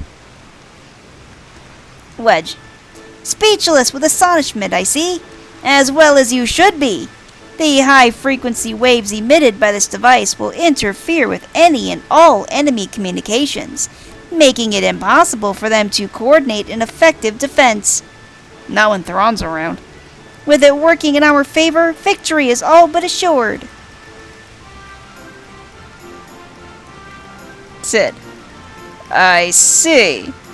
So, assuming I have understood correctly, you need only activate this electro jammer of yours, and the Illuminati will be plunged into disarray, affording Suicune and her friends ample opportunity to take them unawares. Very well. Proceed. Wedge nods.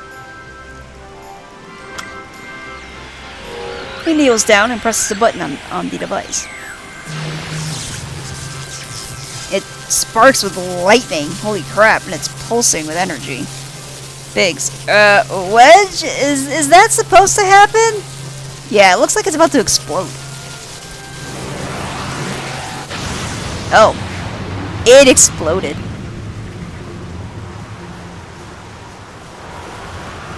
Oh, it's still there.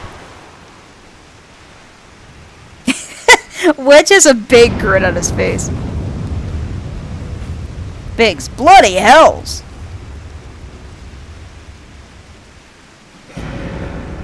Oh. The giant citadel is waking up.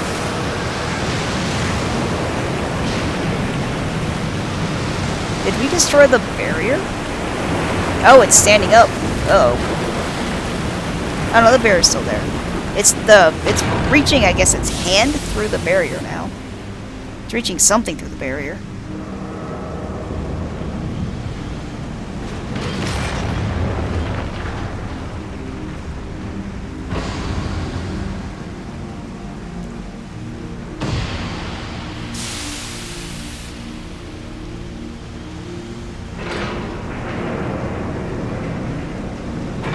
It looks like it's trying to hoist itself up.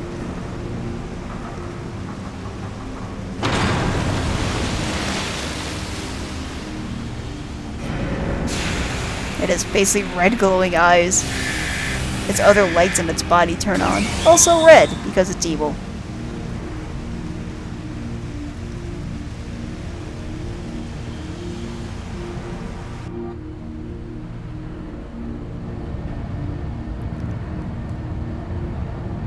Biggs, you've woken it up! Y'shtola. Nay, only the left arm stirs. Could the waves emitted by your device have disturbed something within the barrier, Wedge? Wedge. It's not my fault! Cid laughs. Cid. Not to worry, Wedge. With the Illuminati hard at work reviving the giant, 'Twas only a matter of time before parts of it started springing to life. You just gave this one a little extra nudge. On a brighter note, it would seem you've saved us the trouble of finding another way in. Sid turns to the group. Suicune, old friend, it is time for your customary heroics. The Illuminati are likely still scrambling to work out what just happened. Before they do, I suggest you hop across the river and show them what for.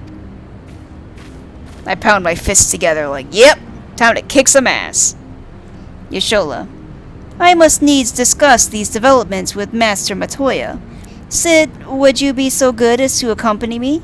Your insight may well prove useful. Sid shrugs like, yeah, sure, whatever.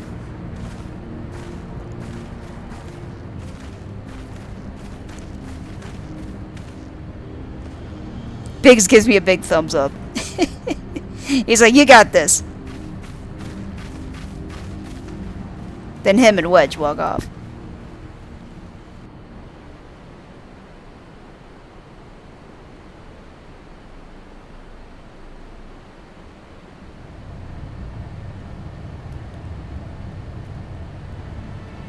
There's Quick Thinks and his little kitty kind of sitting on a ledge watching the giant citadel thing from afar, with a book in his hand.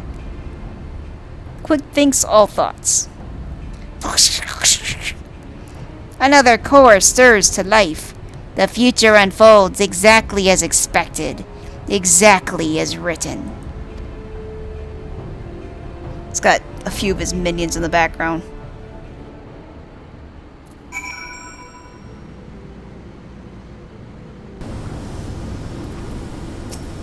Let's speak to Light Kicks, Eyes Fixed. Uplander feels shivery shakes. Arm of Steel Giant is wide open, and no Illuminati in sight. The Fist of the Sun, now accessible. You now have access to Fist of the Sun. Sun is an SON. Midas can be accessed by the entrance at the Thaliac River.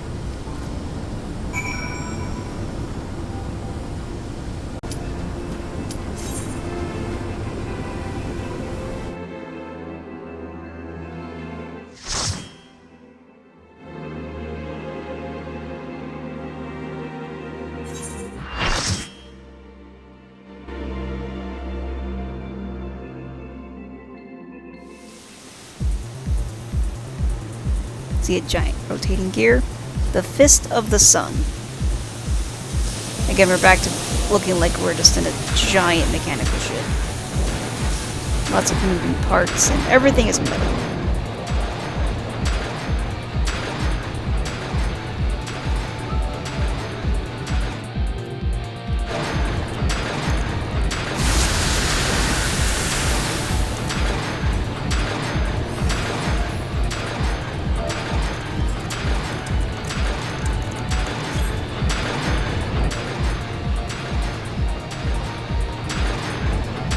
Ah, the ship's all slanted again. Dang it.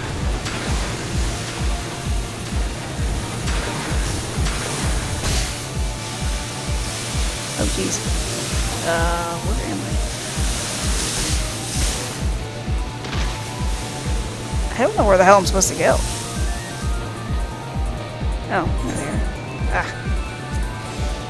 I got locked out of the boss battle. Thankfully, they let me teleport in.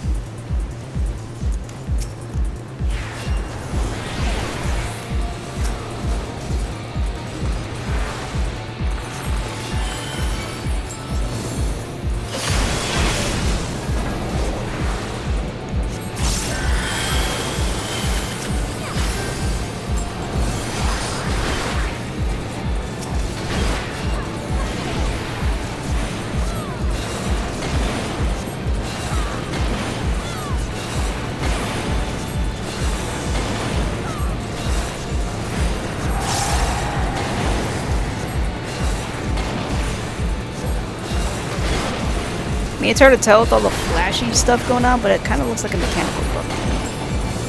And it's dead.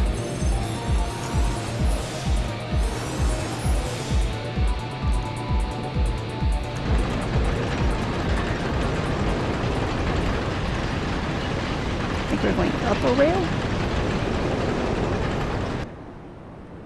Oh, is this quick thinks? Or quick thoughts? Or quick thinks, yeah. Oh, nope, that's not him. That's somebody else. It's a different Gabi. And he's got 3 giant, different colored needles filled with different colored liquids.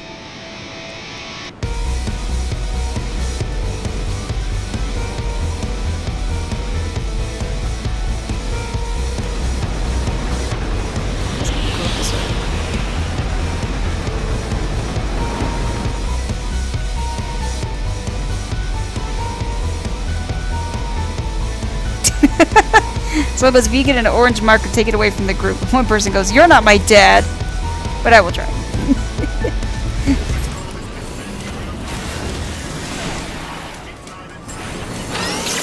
Second time he gets a big step in purple to turn into a bird.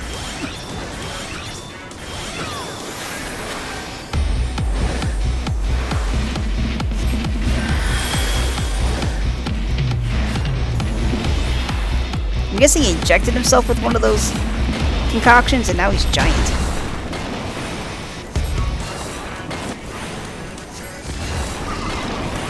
And now he shrank down.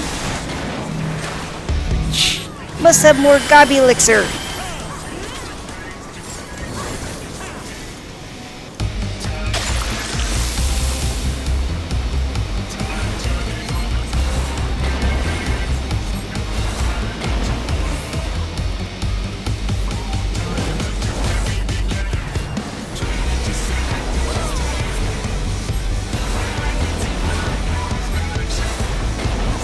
I should be following the group on this one.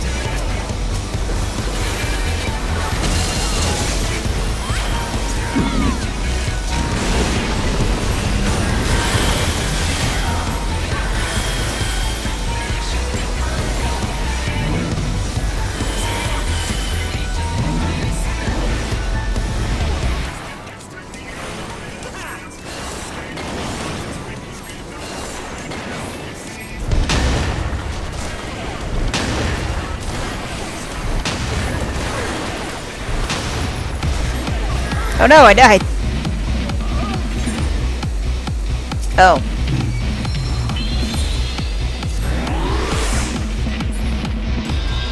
Oh, now someone goes, "Well, don't stand in the middle." How the fuck was I supposed to know that?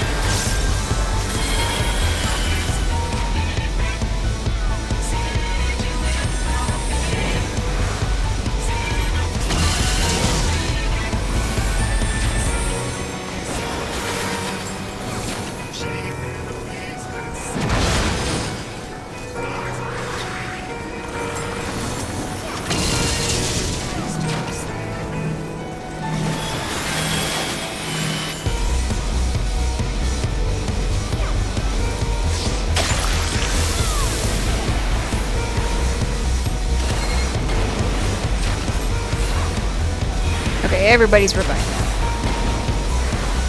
After a bunch of people died.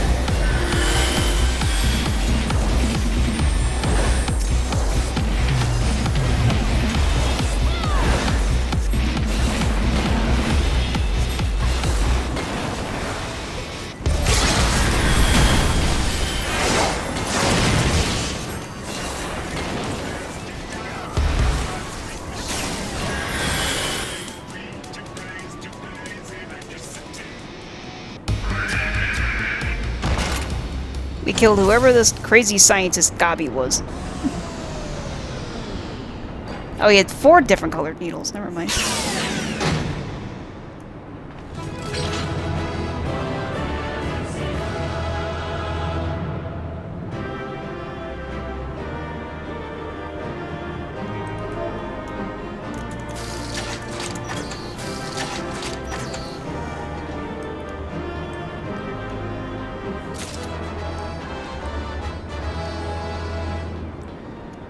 I didn't even get to roll on loot because everyone left.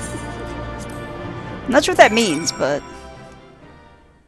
Well, it says I obtained a bunch of stuff. I guess nobody else wanted it.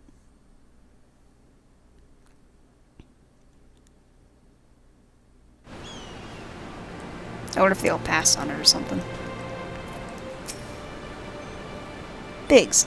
Well done, lass! You left those Illuminati smarting, and without so much as a scratch to show for it.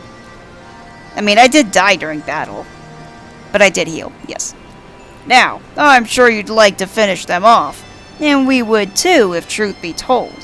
But I'm sorry to say, we have a problem. While Wedge and I were out on patrol, we saw something, you see. A meeting between Maid and the enemy. Shocking.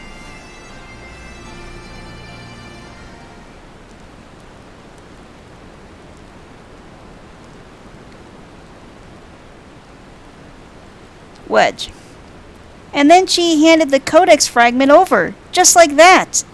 The way she sauntered back into Alexander with the Illuminati, you'd think this was their plan all along. I mean, but she asked me to protect the girls, so... Biggs. It certainly looks that way, but we can't rule out the possibility of coercion, considering the parties involved. Oh. Quick Thinks approaches with 2 of his minions in tow, and his kitty. Foolish Uplanders! Treasure Hunter was happy to give Codex. And why not? She makes busy deals with Illuminati since very beginning. Everyone looks shocked. They're like, oh my god. Quit Thinks. And now Illuminati holds all fragments of the Enigma Codex. I want to put it like a mwahaha, but he doesn't actually say that. Treasure Hunter betrays Uplanders' trust and forfeits their future in so doing. Biggs. What a load of old bollocks. How daft does he think we are? Wedge. Now, Biggs. If the Grand Master of the Illuminati said it, it must be true. Quick Thinks. Everything is as written, as it must be. If Illuminati are to guide chosen to perfect world, not one piece can be out of place. With this, another page becomes reality. When Illuminati find missing piece, the prophecy will be fulfilled.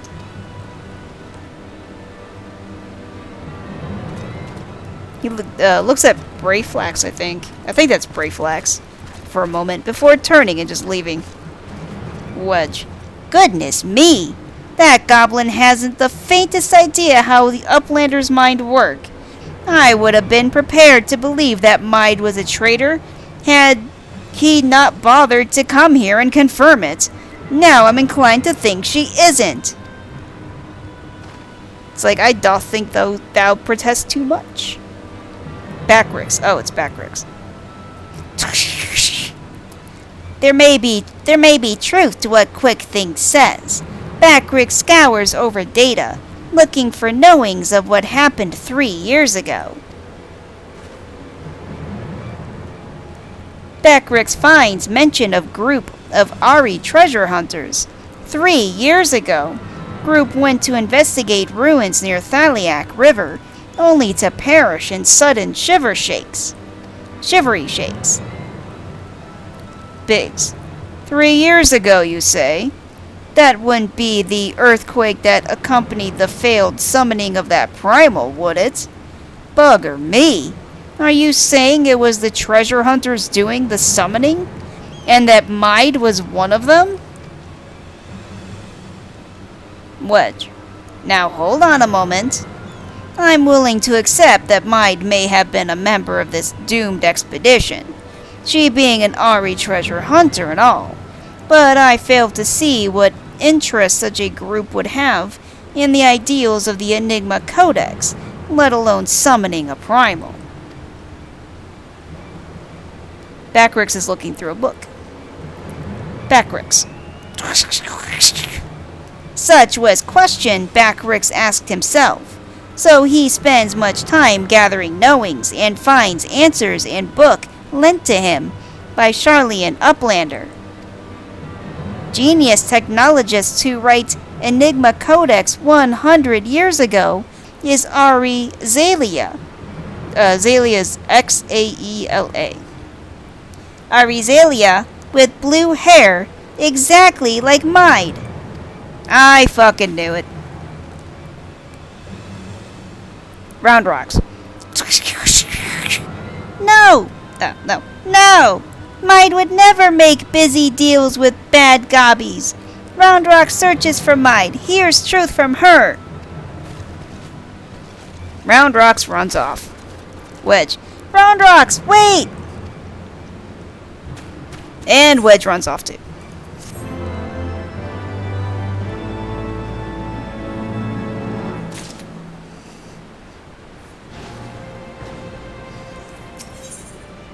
The folly of youth. To be young and stupid. Biggs. If you're worried about Roundrocks, don't be. Wedge won't let her come to any harm. Truth be told, I'm more worried about this business with Maid. Still, we should be careful of making any rash decisions. As you can bet, that's what the Illuminati want. For now, I reckon we should give her the benefit of the doubt. Innocent till proven guilty and all that. I don't know about that. And anyway, we've got more pressing matters to deal with. Namely, taking back the Codex fragment and pushing on into the Alexander before the Illuminati have a chance to shore up their defenses. You ready for another round? Good. The sooner you get going, the better. The better, I reckon. Oh, and when you're in the belly of the beast, be sure and break something for me, eh? Don't worry, I'll break lots of things. I'll break all the things.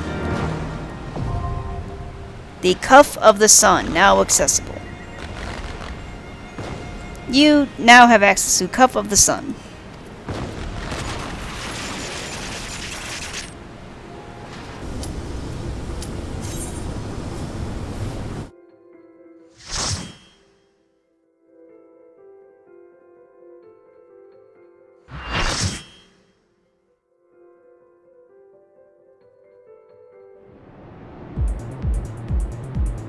So there's the slow-moving fan.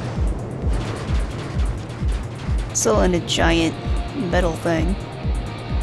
Little robots are coming up to try and kill us, but, you know, that's normal.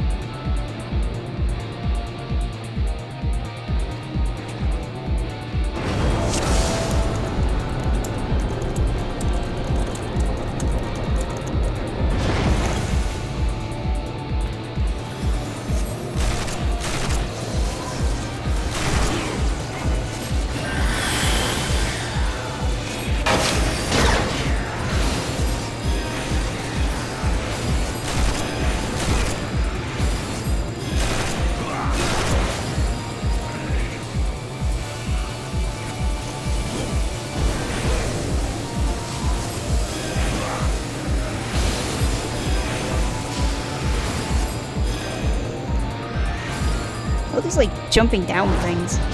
Ah, I got thrown into a vent.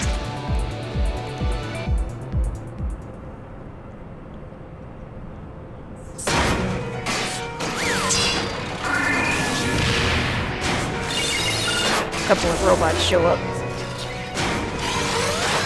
That's 3. Oh, 4. That one looks like he's got duplicating powers. Great.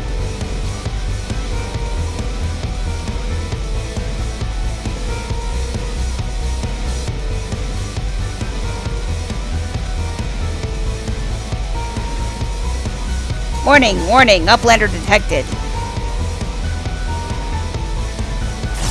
Was this actually made by the Gobbies?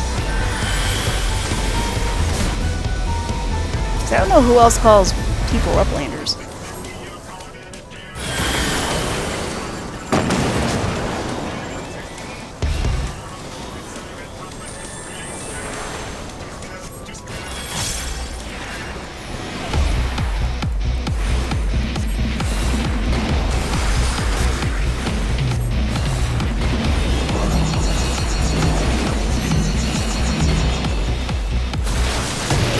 Ow, I died.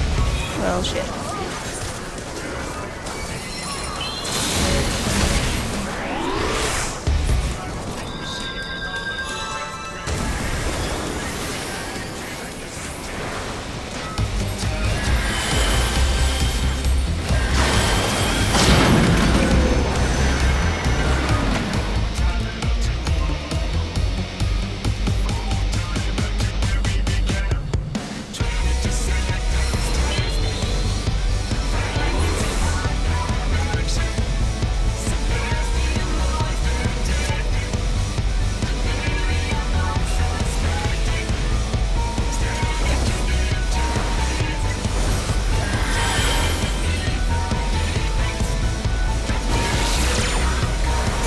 The Angel would kill me for that first one.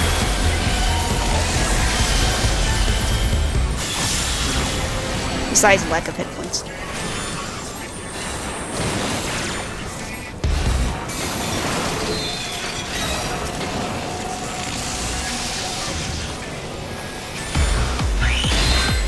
Ow. What?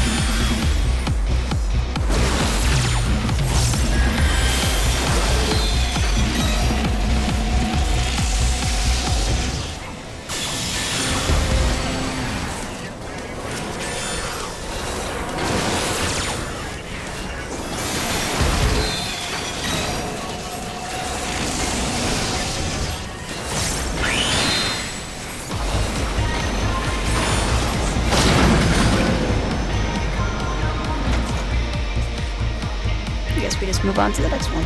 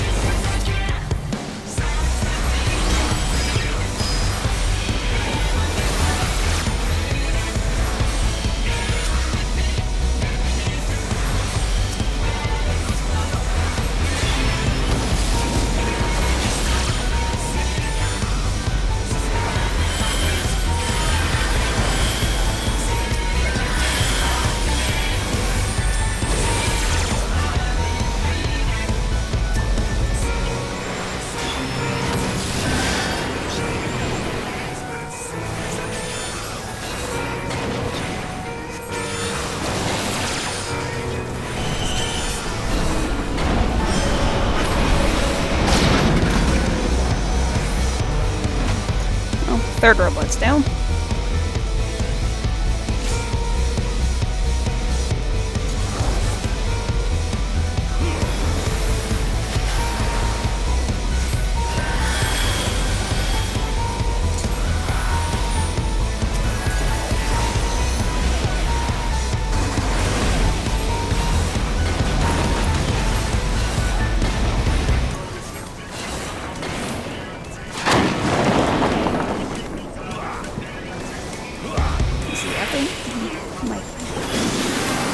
It left some what looks like lava things on the ground. I wasn't sure if that was damaging or not, but apparently it is.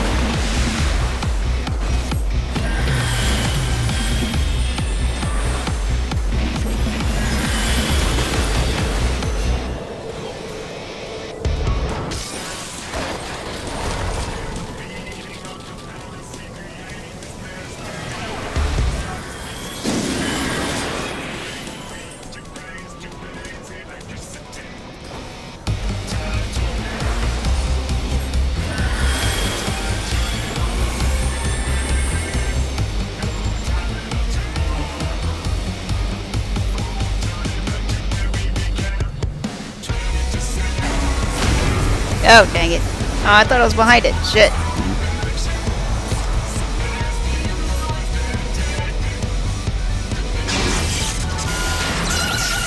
Oh.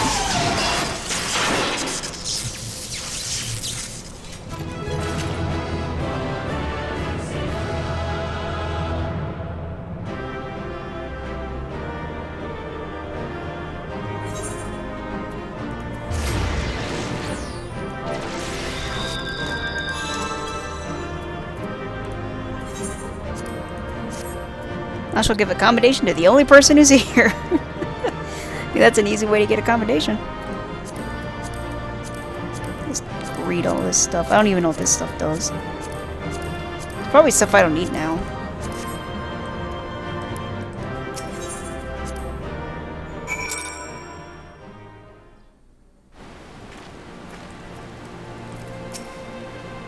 Mide. Ah, Suicune. You haven't seen Round Rocks, have you? I was looking forward to hearing about the new treasure she found. Yeah, I heard some rumors. I see. Well, I will not lie to you. Some of it is true. I did meet with the Illuminati. But that is not the whole story. Allow me to explain. See, what happened was...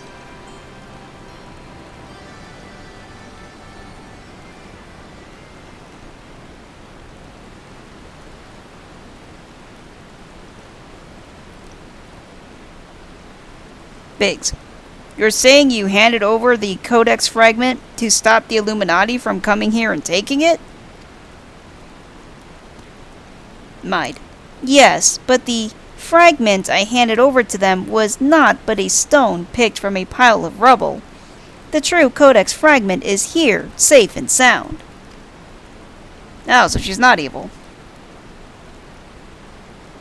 She holds out the Codex. Biggs gapes, and then smiles. Biggs. Ha! I bloody knew Quick Thinks was lying. The way he told it, you'd been working with the Illuminati all along. Load of old, bilage. The lot of it. Bilge? I don't know. So she is good. Maybe. Mide. I am afraid not. Quit Thinks told you true. In fact, it was I who first taught the goblins how to summon the primal. I meant only to use them for my own ends, of course, much as I did you. Wait, what?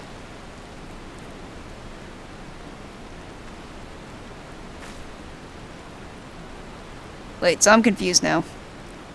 Mide. The author of the Enigma Codex was an ancestor of mine. The creation of the so-called perfect world proposed within it has long been the goal of certain members of our tribe, myself included. For years we strove in secret to realize its high ideals, free of the twisted elitism which seems to have infected the Illuminati. She closes her eyes for a moment. During that time, there was one who served as our leader, a man who made us believe that our perfect world was within reach, a man with whom I fell in love. I wished for nothing more than to see his dream come to fruition. She touches the scar on her cheek. As we have a flashback. Oh, they're kind of looking at a cone upside down, like a black cone. It's all fun and games till you piss off the geometry. Mide. So blind was my devotion. I agreed to help him summon a primal without a second thought. The danger to our lives never even crossed my mind. But on that day, 3 years ago, I came to know the folly of our mission. I think it's like a bunch of dragon people. Oh, it looks like someone got sucked into a vortex. In an instant, the infernal machine laid waste to our hopes, snuffing out the lives of my companions, and the man I loved was dragged into its core.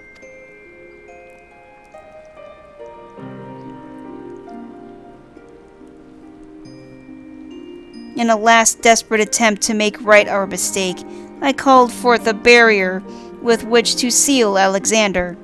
At that moment, however, the codex shattered and the Colossus vanished without a trace.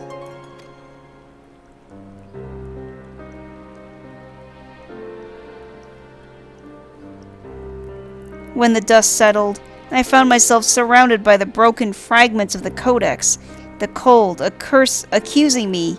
Hold on. I screwed that up.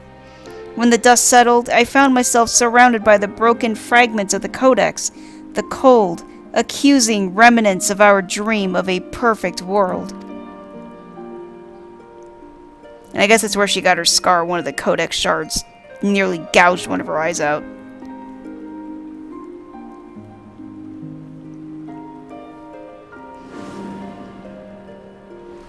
I think I saw Gabi standing in the background in her flashback. We were fools to think only of the future. I did not realize until my friends were gone. But the time we spent on our journey together, pursuing a shared dream, those moments were as precious as any paradise we could have hoped to build. Biggs.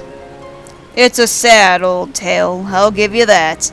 But it doesn't explain why you had the Illuminati summon the Primal, or why you had us help you infiltrate it. After everything you've been through, you can't seriously think any good will come of reviving Alexander. You all but said as much yourself.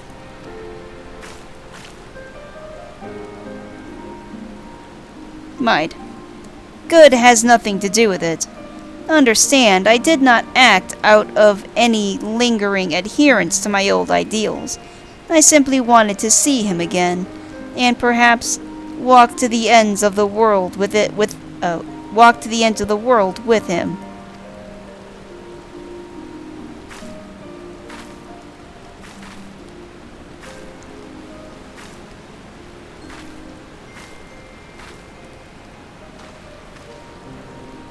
Biggs. Him? She looks up at the Colossus with its shining red eyes.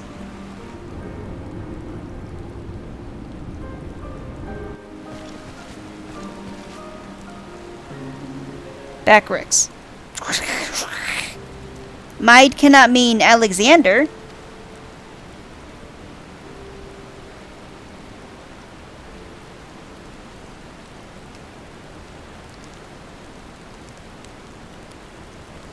Mide. Not Alexander itself, but the soul I believe still resides within.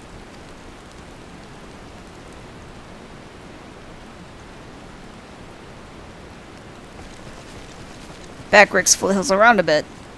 Backrix. Soul of Uplander sleeps in giant machine? Never has Backrix heard such unsense. Mide must abandon this. Biggs steps in front of him and shakes his head. Biggs. Now's not the time. He turns to Mide. I've got one more question to ask you. What happens when all the codex fragments are brought together?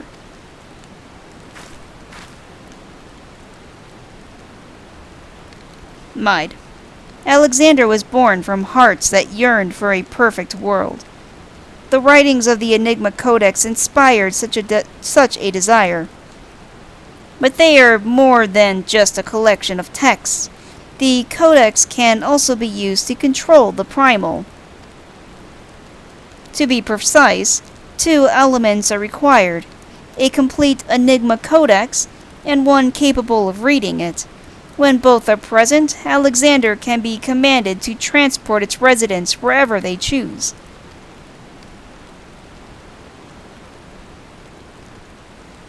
She looks down at the codex in her hand, or I guess the piece of codex, and shakes her head. I myself was once able to read the codex, but those days are long gone. Now the fragments are as dead to me as the stones beneath my feet. There is another, however, to whom the codex still responds, one we all know quite well.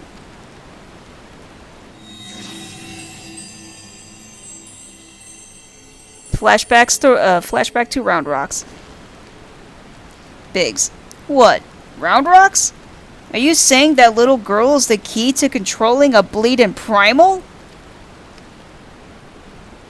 Mide nods. Wedge runs up, gasping. Wedge, stop skipping leg day, man.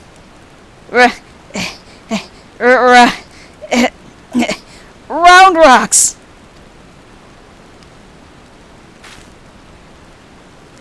Round Rocks has been captured! Great.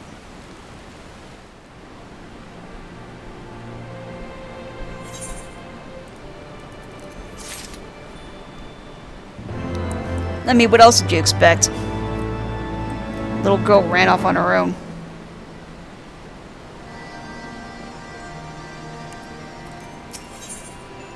Toppling the tyrant. Mide. Curse me for a fool. I should have known better than to underestimate the Illuminati. I assumed the missing piece in their plan was the Codex fragment, but they were talking about Round Rocks all along. We must mount a rescue, now, without delay. To the Illuminati, she's no better than a cog in that monstrous machine. It is like that she is being held somewhere, in or close to Alexander's upper body. Continue your push through the left arm, and while the Illuminati are distracted, I will search for a way forward.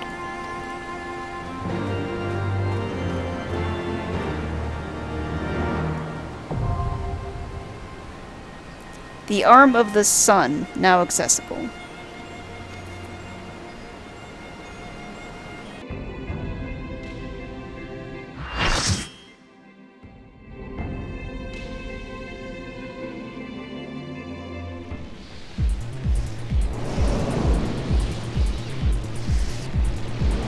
The arm of the sun. We're almost in kind of a fancy place now. The top looks like it was a round dome window of some kind.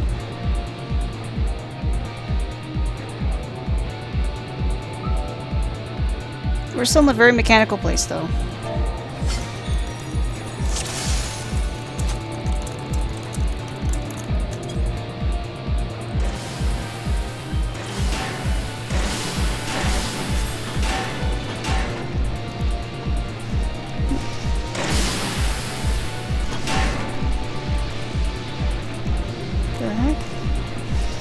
You were like going in these hatches. What the fuck am I supposed to do?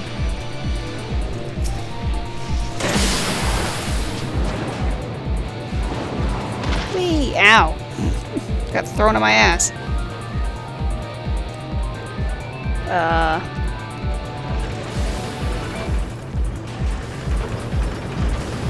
This place is weird. Oh my gosh, more hatch. Alright. Going the only one that lets me put on it.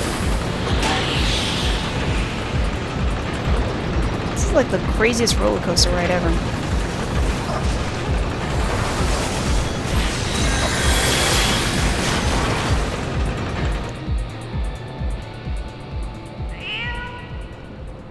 Well, there's the kitty.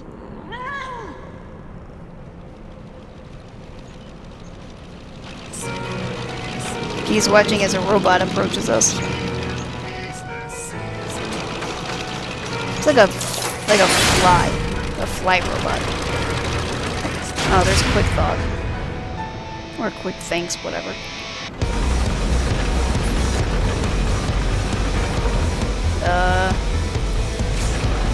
Where am I supposed to go? I don't like this place at all.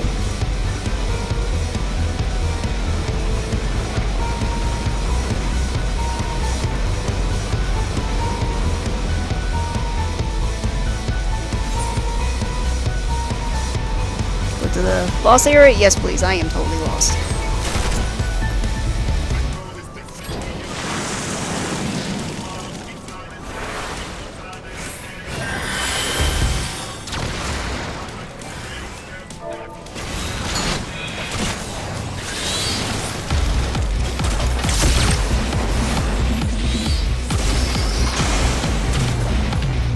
I do not like this map at all.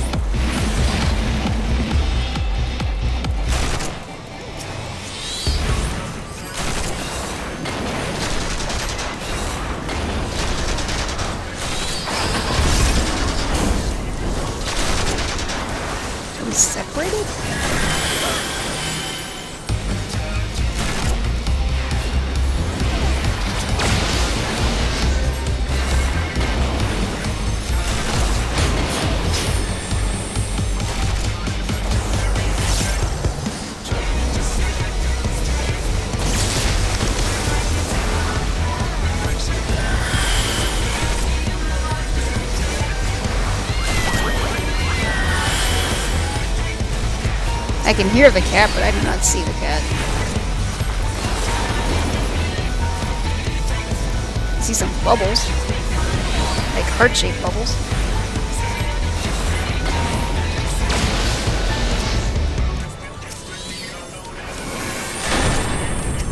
Is the cat sending love to this fly machine to give it power or something?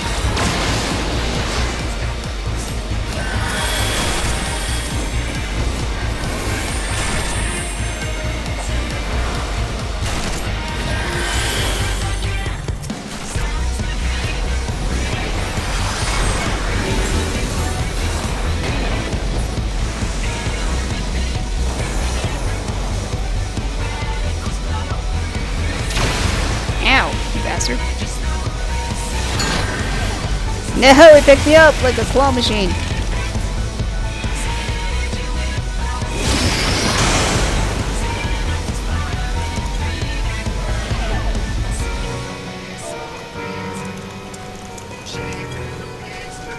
I'm in timeout.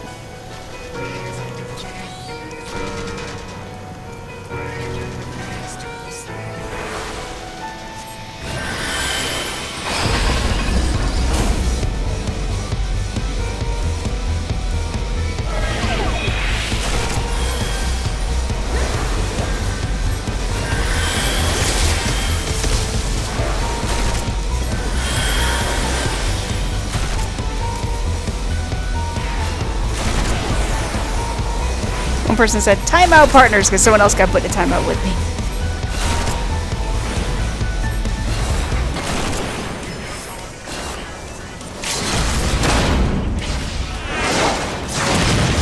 Oh. Ran into this place.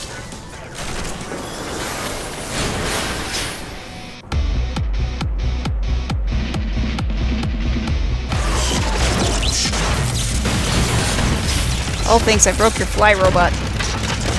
He's trying to fly away. I'm not sure if he's gonna make it.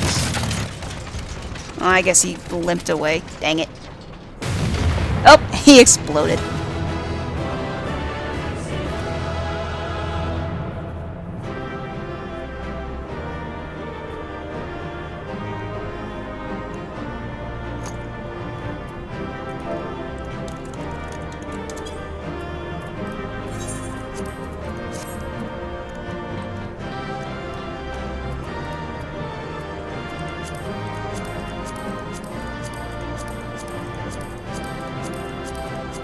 Greed on all this treasure here.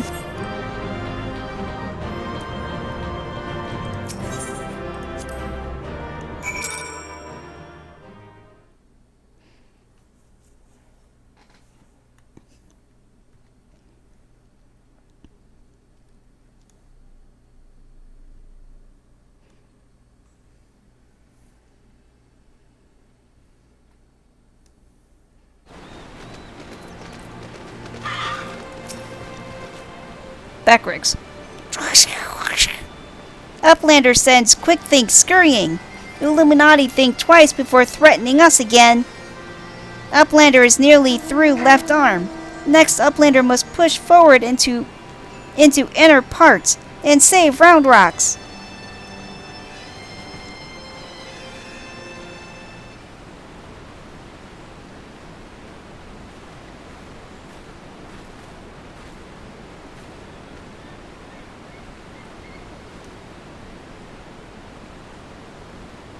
Might. Congratulations on your victory over Quick Things. While you were busy dismantling his flying machine, I finished charting Alexander's interior. The chamber you reached is situated in the innermost part of the left sector, which means your next aim should be... Backrix shakes his head. Backrix does not trust Treasure Hunter. 3 years ago, she summoned Metal Giant. Backrix wonders if she still wishes to finish Mission of Dead Comrades. I mean, that's fair. She kind of looks at everybody, closes her eyes for a moment. Might. I do not blame you for doubting me. Truth be told, my former mentors often stressed that we were unthinkable, that were the unthinkable to happen, it would be my burden, as the youngest, to carry on their work.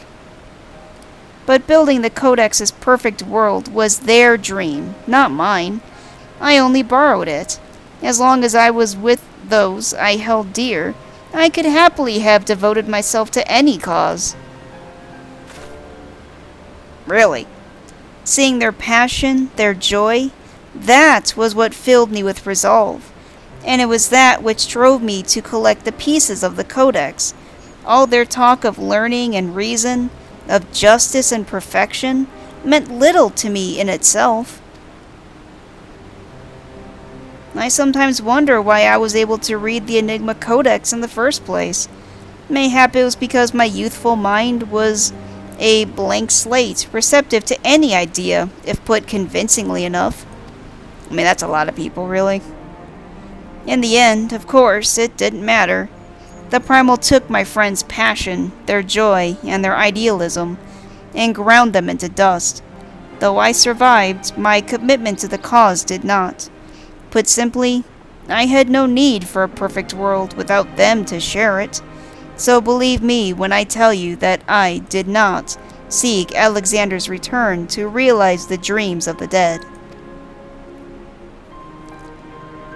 I only wished to see him again. Biggs, meaning your leader. Might nods, then looks to the sky, and she looks up at the giant colossus. The section of Alexander you have been exploring is called Midas, after a king from Legends of Eld. The Midas touch is legit in Final Fantasy? Wow. Midas entreated the gods for a finger that would turn all he touched into gold, and the gods duly obliged. But in his carelessness, he transformed the one he loved most in the world into a lifeless golden statue, and thus the thing he coveted became his undoing. Yeah, the Midas touch is a legitimate thing apparently in Final Fantasy. So it was with me in mind.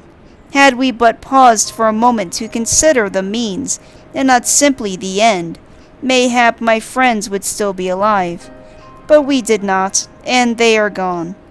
My one remaining wish is simple, to speak with the man I love once more. If I could do that, I would be satisfied. I mean, you generally don't get a second chance when it comes to stuff like that. She touches the scar on her cheek. There, I have told you everything. Assuming no one else wishes to question my motives, I would speak of Round Rock's rescue, as was my original intent. Now listen well. Wedge looks surprised for a moment, but then smiles. I nod, stoically. Alexander is divided into 3 main sections, each powered by an independent core. You have already fought your way through to the innermost part of Midas, the left arm. The core lies only a little way beyond. but you may be sure that the Illuminati will have deployed the bulk of their forces to defend it. Wedge: hold on a minute.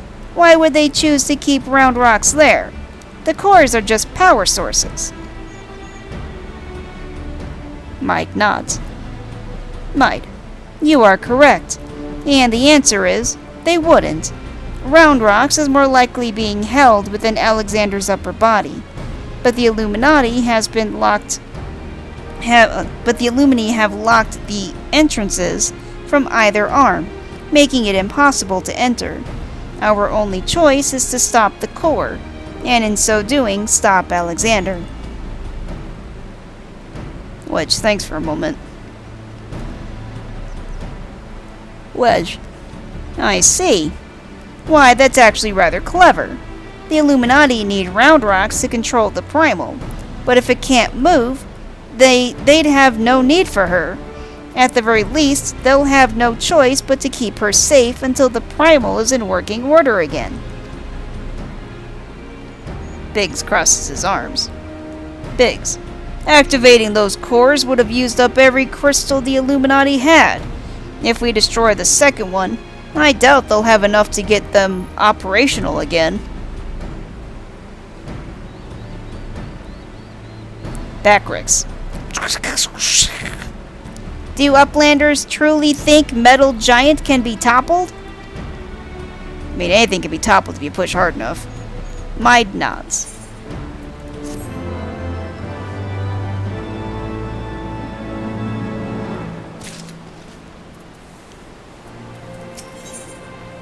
One step behind. Backrix: Treasure Hunter truly believes Soul of Lost Love sleeps in Metal Giant. Madness. But Backrix does not doubt resolve to rescue Round Rocks. Go with Mide deep into Midas, and deactivate second core. But do not underestimate Illuminati. Day and night they bring supplies into Steel Fortress. Backrix suspects Illuminati are tinker-making new weapons.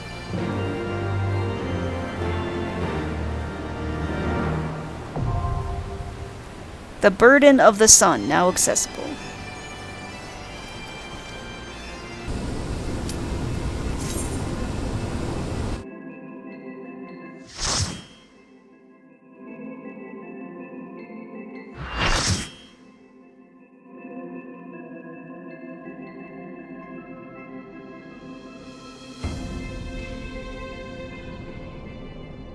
Well, there's that, the Burden of the Sun.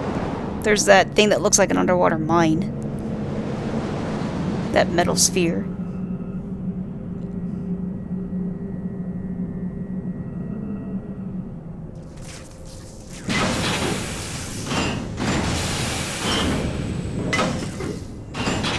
There's the obligatory giant robot that wants to kill me.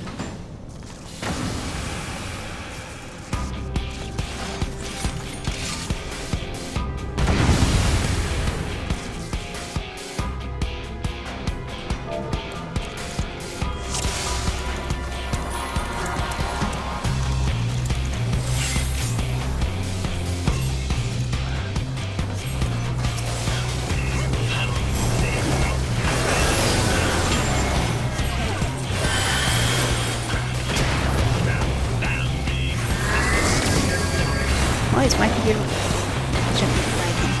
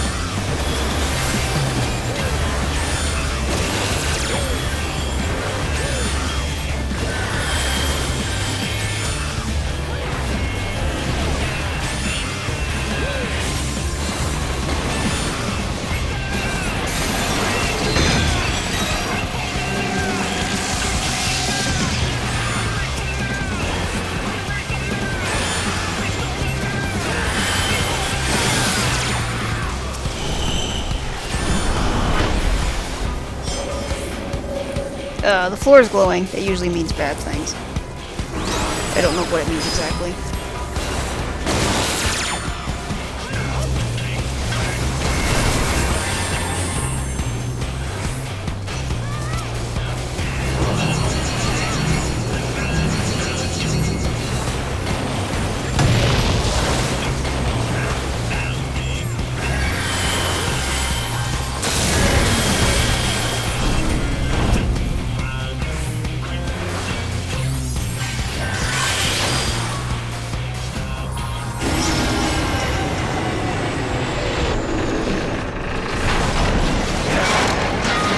That's a lot of oh, they're doing a Power Rangers. A bunch of robots formed into one robot.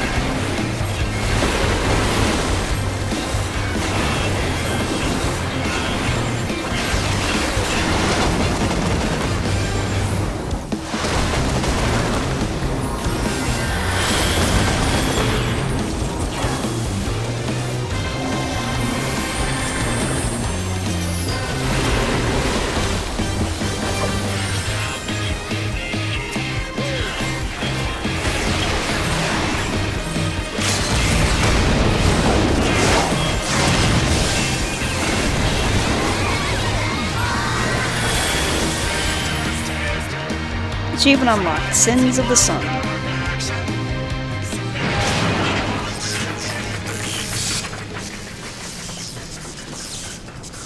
That is a big robot. Jeez. And boom!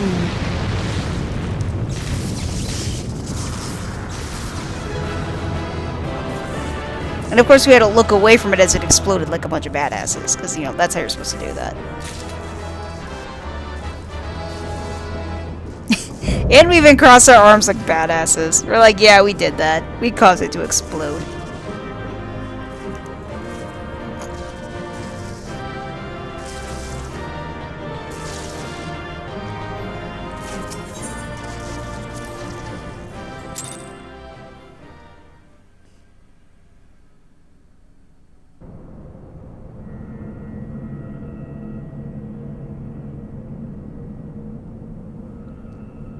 The Midian Knot.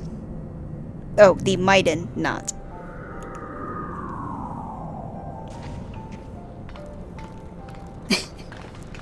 Biggs and Wedge are just like, yeah, we got this. Biggs. The second core, I do believe. Once that's out of commission, Alexander won't be going anywhere. He looks over to Mide, who slowly turns her head back at him, then nods.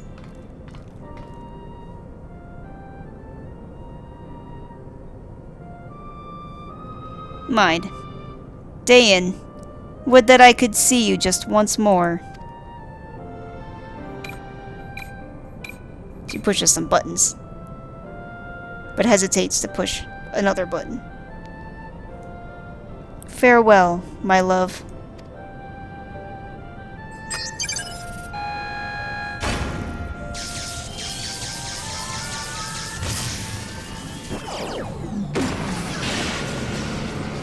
It glows blue and opens up with exposing a giant blue ball. That ball waffle.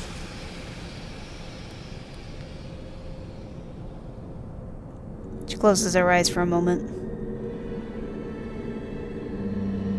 Oh, there's that quick thinks guy again. Mide. You! He's got his kitty with him. And some flunkies make a very ungraceful entrance. Some of them land on their heads, others land on their ass. Wedge. Too frightened to face us alone, I see. Not that I blame you. We all know what Suicune did to you last time. Yeah, I kicked your ass. Quick thanks. To usher in future that has been writ. Even strongest Gabi must sometimes pretend to be weak and let enemies win. Biggs. Oh, pretending, were you? And I suppose losing this core was all part of your plan. Don't make me laugh. You know as much about the future as we do. Quick Thinks. Quick Thinks knows all. For example, Quick Thinks knows one among Uplanders carries true fragment of Enigma Codex.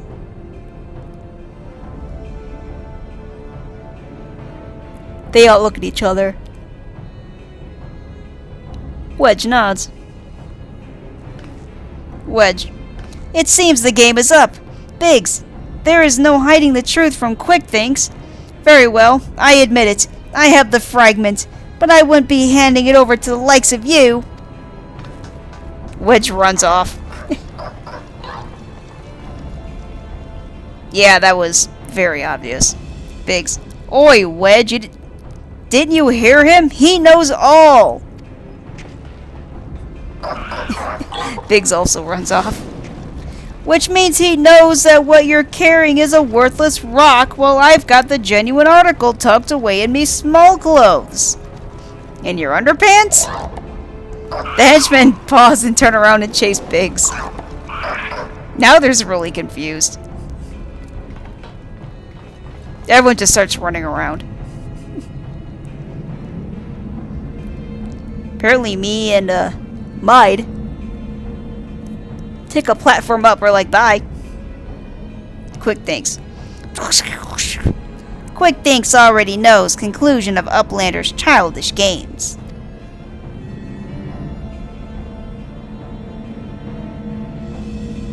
I think we're playing the slowest game of chase. Hi, Mide. He's coming for me! Biggs. Eh? What's he waiting for? Quick Thinks. Long ago was outcome decided. Uplanders think they are victorious, but luck is no friend to them today.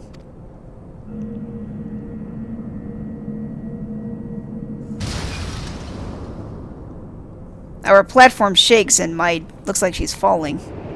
Mide! That was Wedge, I think.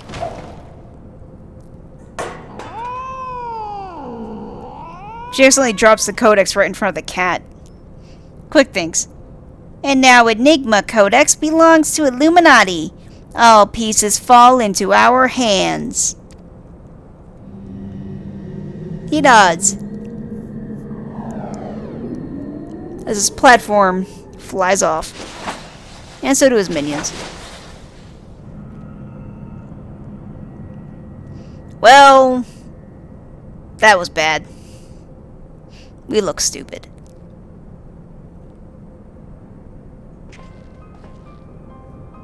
Biggs. Far as I can make out, the thing's in good working order. No damage, no signs of tampering. I can only think it was an energy fluctuation that did it. Just bad luck. Wedge. Bad luck? You're saying it was pure chance that the platform stopped at that exact moment? Then what about Quick Thinks? There's no way he could have predicted something like that. The odds would be infinitesimal. Mide closes her eyes for a moment. Wedge. Well, however he did it, the fact remains he did. But that doesn't mean we have to stand for it. When someone takes something from you, you just have to take it back.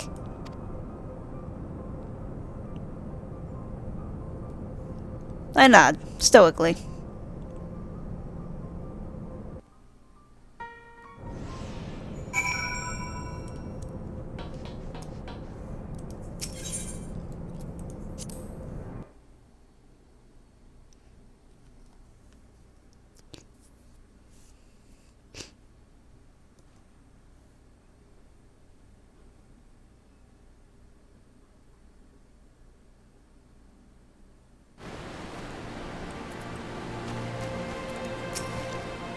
Backrix. Do Uplanders forget something? Matters are too urgent for such foolish doings. See, what happened was, we lost the codex. What? Tongue flaps of Uplander make Backrix almost to laugh. Uplander claims already to have stopped core and lost fragment to quick things? Look here, Uplander. Backrix has brain case like steel trap, catching all heard things, all seen things. And he saw Uplanders leave but few moments ago. Backrix senses something is amiss.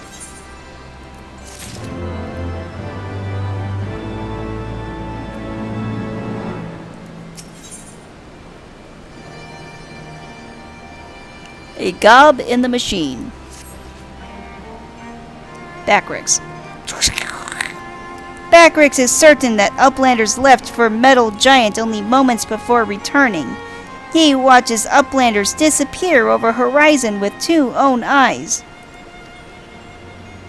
But it is impossible to return so soon if Uplander's tale is true. Why Treasure Hunter also makes such claims, Backrix does not know. Go, Uplander, trade tongue flaps with Mind, and together think of explanation. Are we doing the time warp again? Is that what's going on?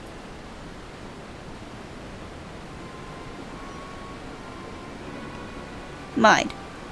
Have you been able to make any sense of Backrix's account? According to his version of events, we would scarcely have had time to reach the core, much less shut it down. But we were all there. We all know what happened. I nod. Biggs, are you sure he's not just confused? Maybe he got lost in all that data of his and forgot the time. Wedge, I'm afraid not. That is, unless the goblin standing watch near Alexander was also confused. His reports corroborate Backrix's. No, something else is going on here. I'm certain of it. The question is, what? If we assume for a moment that the goblin's accounts are true, then hardly any time has passed since we entered the barrier around Alexander.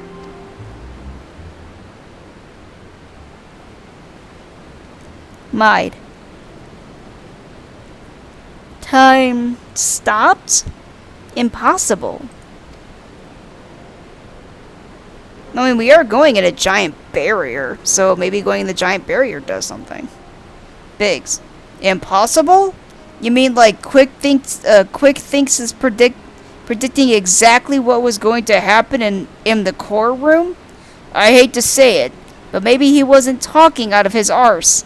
If time doesn't work the same in there, maybe he saw the future. Mide. There may be another explanation for that. There is a device deep within Alexander capable of performing complex mathematical calculations. It is not outside the realm of possibility that it could be used to predict the outcome of simple events. Biggs. Using mathematics to predict the future? Now even if I could believe that, it wouldn't explain this business with Backrix. Wedge. Biggs is right. Perhaps the presence of the primal somehow disrupted the flow of time within the barrier. It's only a theory, of course, and a far-fetched one at that, but it might go some way toward explaining recent events. Mide. To be clear, you are implying that the Illuminati are aware of this temporal disruption and have been using it to somehow gaze into the future? Very well, if you are willing to accept that, why not go further? Might it not be the case that they have found a way to bend time to their will?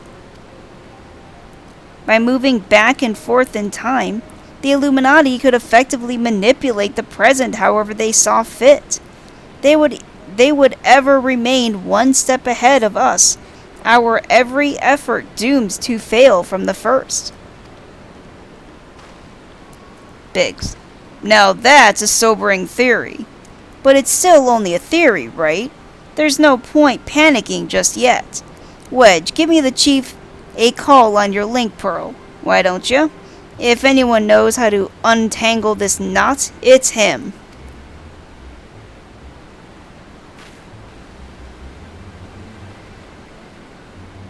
Wedge. Chief, it's me. It's about Alexander. We've noticed something strange about time inside the Primal. What? No, not our time inside the Primal. The time. I mean time itself. Chief, it might be best if you just came here. Aye, aye, we'll wait your arrival.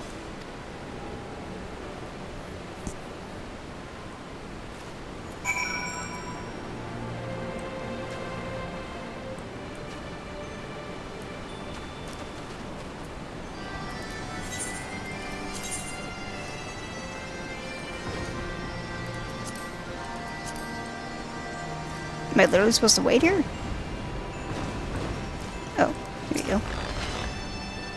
It's like, usually I have to click on somebody or something.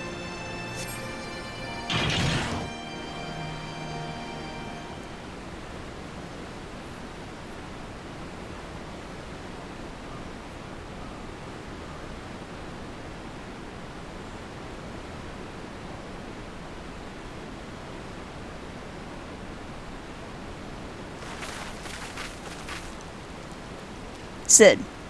Is that a heated debate, I hear? Boys, you started without me. Now, what was that you were saying over the link pearl? Something about running out of time? Yashola. Sid insisted that I accompany him, though I would have come, even had he not. Matters have taken a turn for the worse, I gather. Well, that rumbling doesn't sound good. Sid. You can say that again.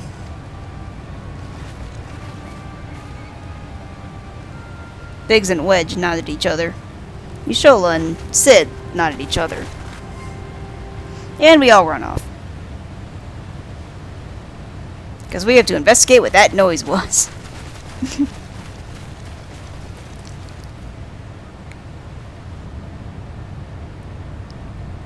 Yashola. The etheric fluctuations are akin to those I observed shortly before the Primal's awakening. In the absence of a functioning core, its form is dissipating, albeit slowly. Sid. Yashola, would you mind lending me your goggles for a moment? It can't hurt to have a second opinion. Yashola nods. And hands over her goggles.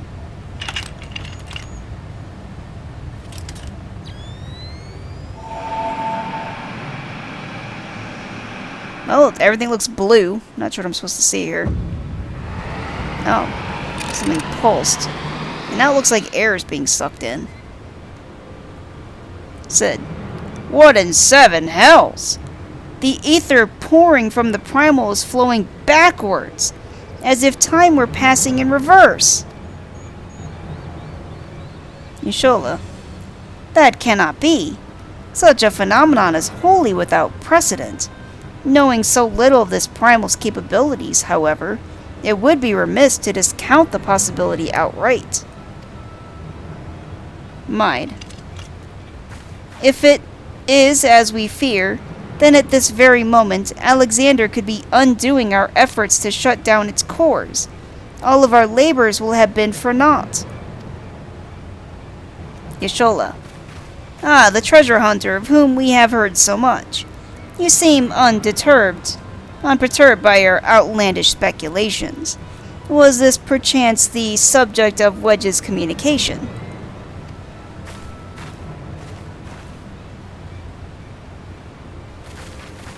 Wedge is just like frantically dancing in place. Sid. Gods help us.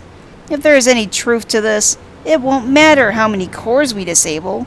The Illuminati will simply undo any damage we cause. Wedge. Then what do we do, Chief? How do we even begin to fight something like that?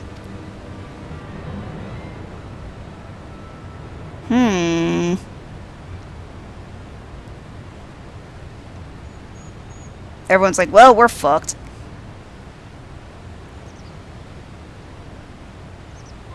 Mind. To erase the past. To return to a clean slate. Could Dayan have known?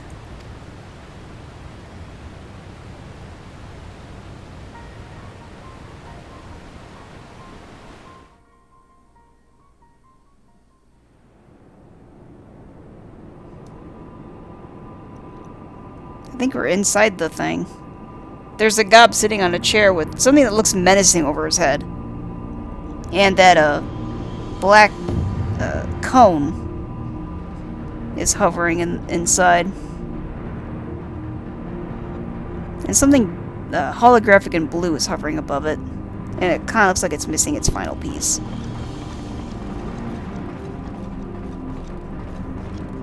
There's a bunch of gobbies walking around.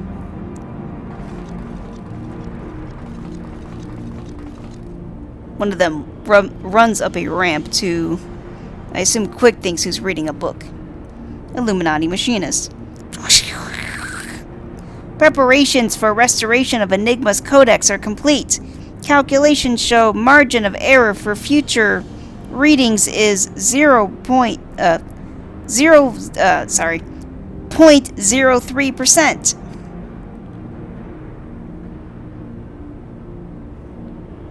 Quick thinks.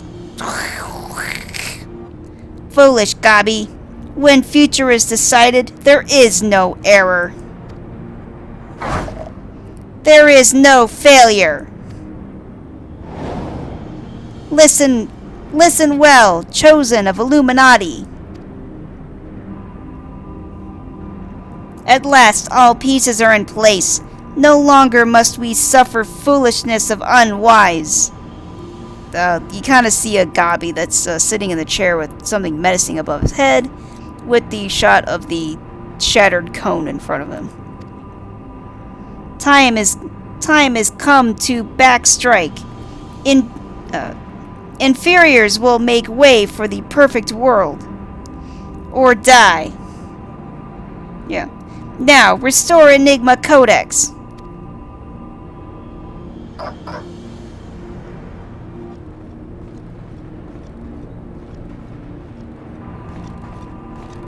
Might be easier to restore if there wasn't a giant pit, underneath it. Just saying.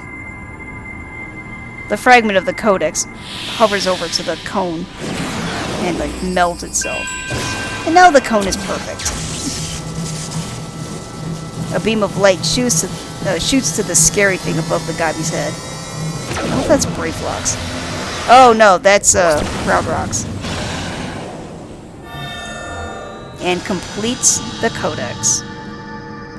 It spins in midair. Quick thinks. Now is Alexander Illuminati's to control. Yeah. Soon will cores disabled by Uplanders be disabled no longer. Reverse time!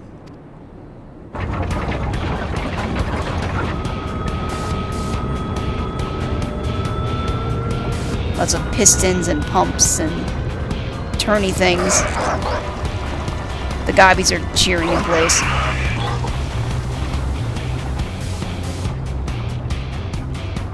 Quick thinks. Once power flows to third core, Alexander will be fully operational. And with third core will its true potential awaken. Wings of time will unfurl and all of history will be at mercy of Illuminati. Chosen ones will amend mistakes of past and reshape world into perfection.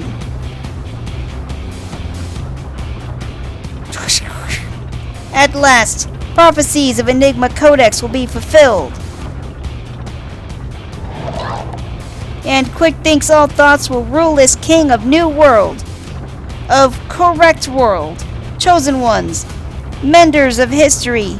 Be proud to serve as builders of this paradise. They all salute.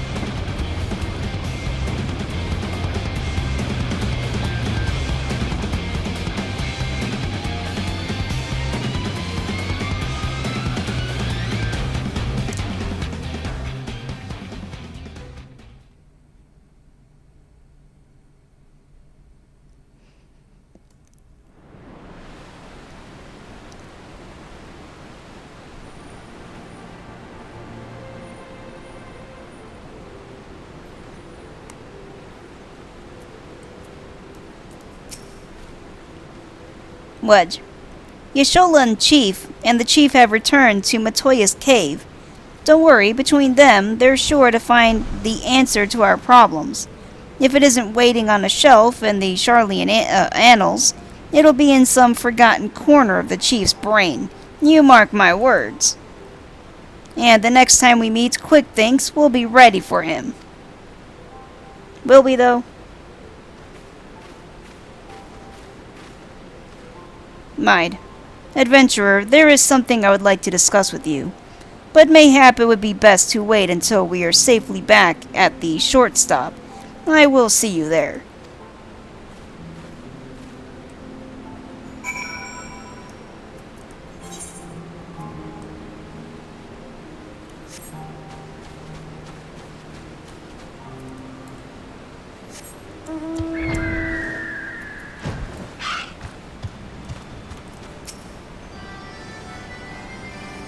You mean 2 feet away?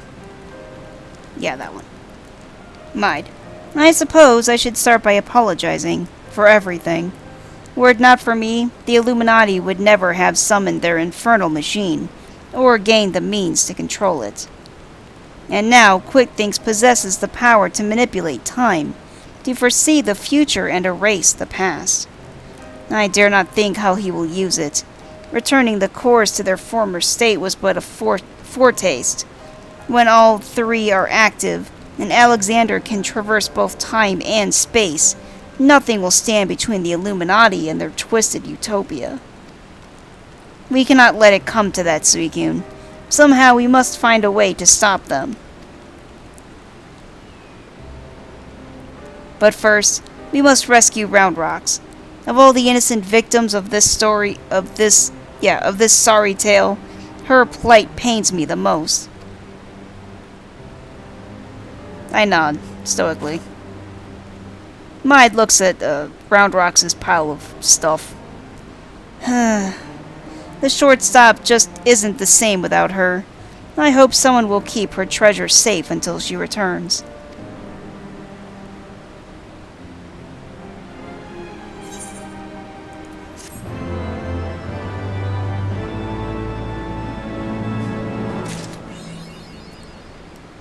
Achievement unlocked, the Midas Touch.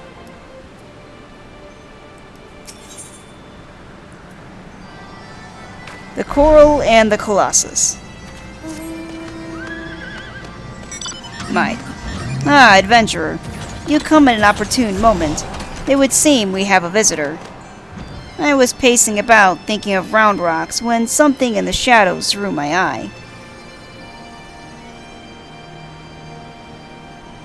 I caught only a brief glimpse, but it bore an uncanny resemblance to Quickthinks' constant companion. Shanoa, was it? If the coral's here, there's a good chance her Illuminati keepers are close by. We'd best track her down, and quickly. Follow me.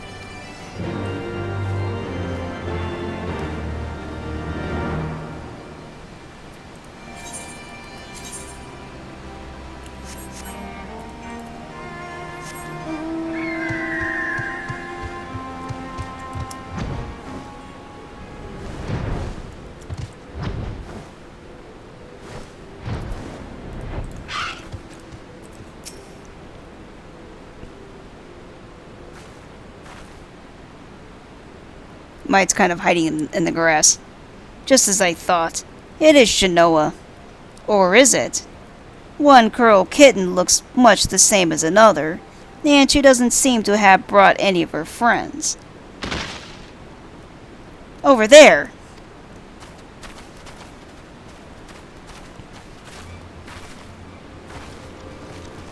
Backrix. Uplanders!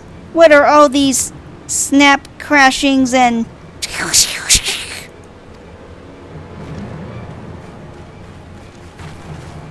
One of the machinist gobbies are unconscious, I think. Sid. An Illuminati spy sent by QuickThinks to observe our movements. Like as not. Given the sizable disadvantage at which we find ourselves, we thought it best to relieve him of duty. He spent his final moments babbling about all of the Illuminati's deranged schemes, claimed that once the final core was active and Alexander fully operational, the fortress would gain the power to travel through time, taking them along with it. Yashola. He seemed quite convinced that QuickThinks was a prophet of sorts, a traveler from the future come to the present to return history to its proper state. Crazy people will believe anything. Sid. Aye, and that's not the half of it. According to him, the battle for history has already been won, and not by us. For the future is writ in the Enigma Codex, and we but play out our roles in it. Mide. QuickThinks, a traveler from the future. That would certainly explain how he was able to anticipate our every move. But could it be that he has already conquered the world of tomorrow? Have all of our efforts been in vain? Sid crosses his arms. Backrix. Bah!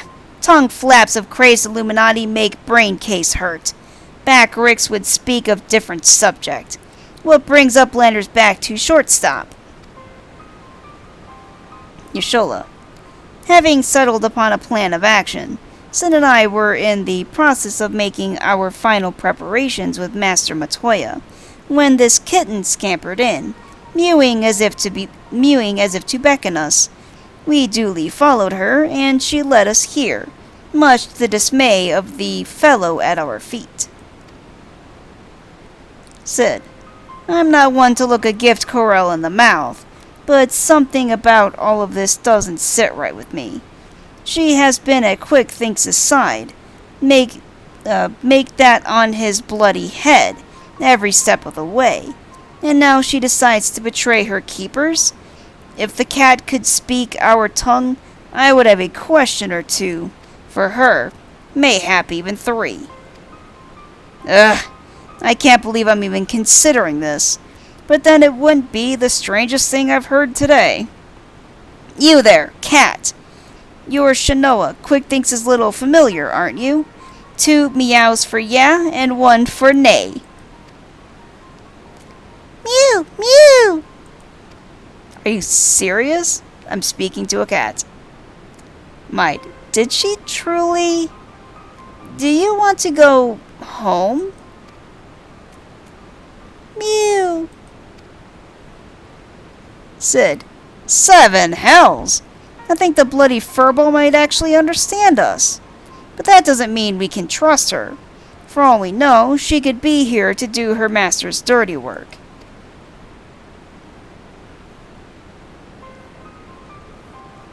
Backrix. A moment, Uplanders. Tongue flaps of Round Rocks come to Backrix' brain case. 3 years ago, when Round Rocks found Codex Splinter Stone, Round Rock says Black Coral Child is there on looking. Backrix thinks nothing of this then, but now... Mide. You mean to imply that Shanoa here was present when we attempted the summoning? I very much doubt that. If she were a kitten 3 years ago, she would be a fully grown curl by now. Yashola. Unless, that is, she took a shortcut through time.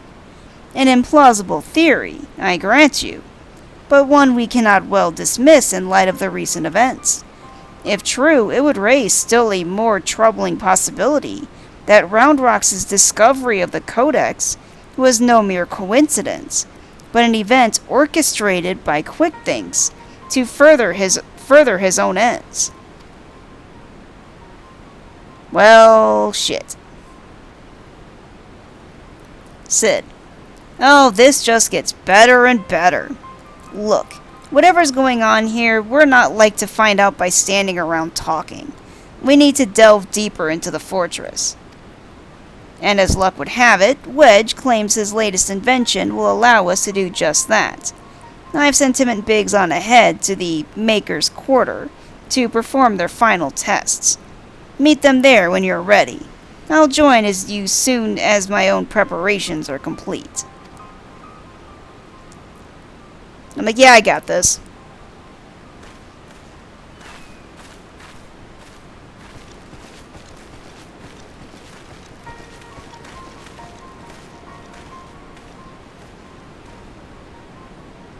Y'shtola.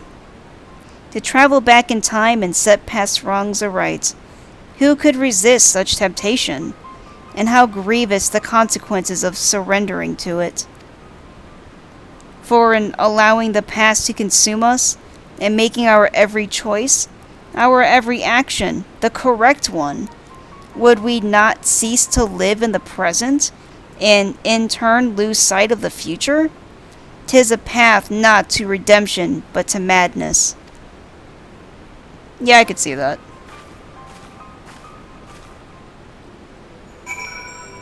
I think there was a Rick and Morty episode about that.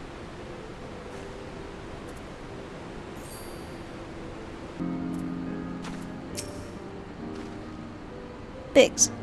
Ah, Suicune. All fired up and ready to go, are we? Then I'd best hurry up and brief you on the task at hand. In a nutshell, we'll be attacking the Primal on two fronts. As we speak, Y'shtola's leading an attempt to cut off the primal source of etheric. Our job, meanwhile, will be to head into the belly of the beast and rescue young Roundrocks. Without her to view the Enigma Codex for him, the Illuminati won't be able to turn back time anymore, giving us a fighting chance of beating the bastards. The chief reckons that the shortest path is through the giant's great fat noggin, the only problem being that it's inside the barrier. Not to worry, though. Wedge's latest wonder will take care of that. He's dubbed it the BBG-2, which he tells me is short for Barrier Be Gone. Of course, the barrier doesn't just serve to keep folk out, it also keeps the primal in, that being why Maid and her mates raised the bleedin' thing in the first place. So the moment it goes down, there'll be nothing to stop the Colossus from running rampant, if it has a mind to. Which means we're going to need to move fast. The chief will take the Excelsior in as close as he can to Alexander's head, where you'll jump off and secure us away inside. Wasting no time, you'll then climb back aboard and Wedge'll rearrange the barrier, all before our metal friend even knows what's happening. Got it?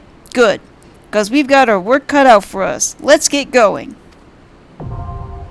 The eyes of the creator now accessible.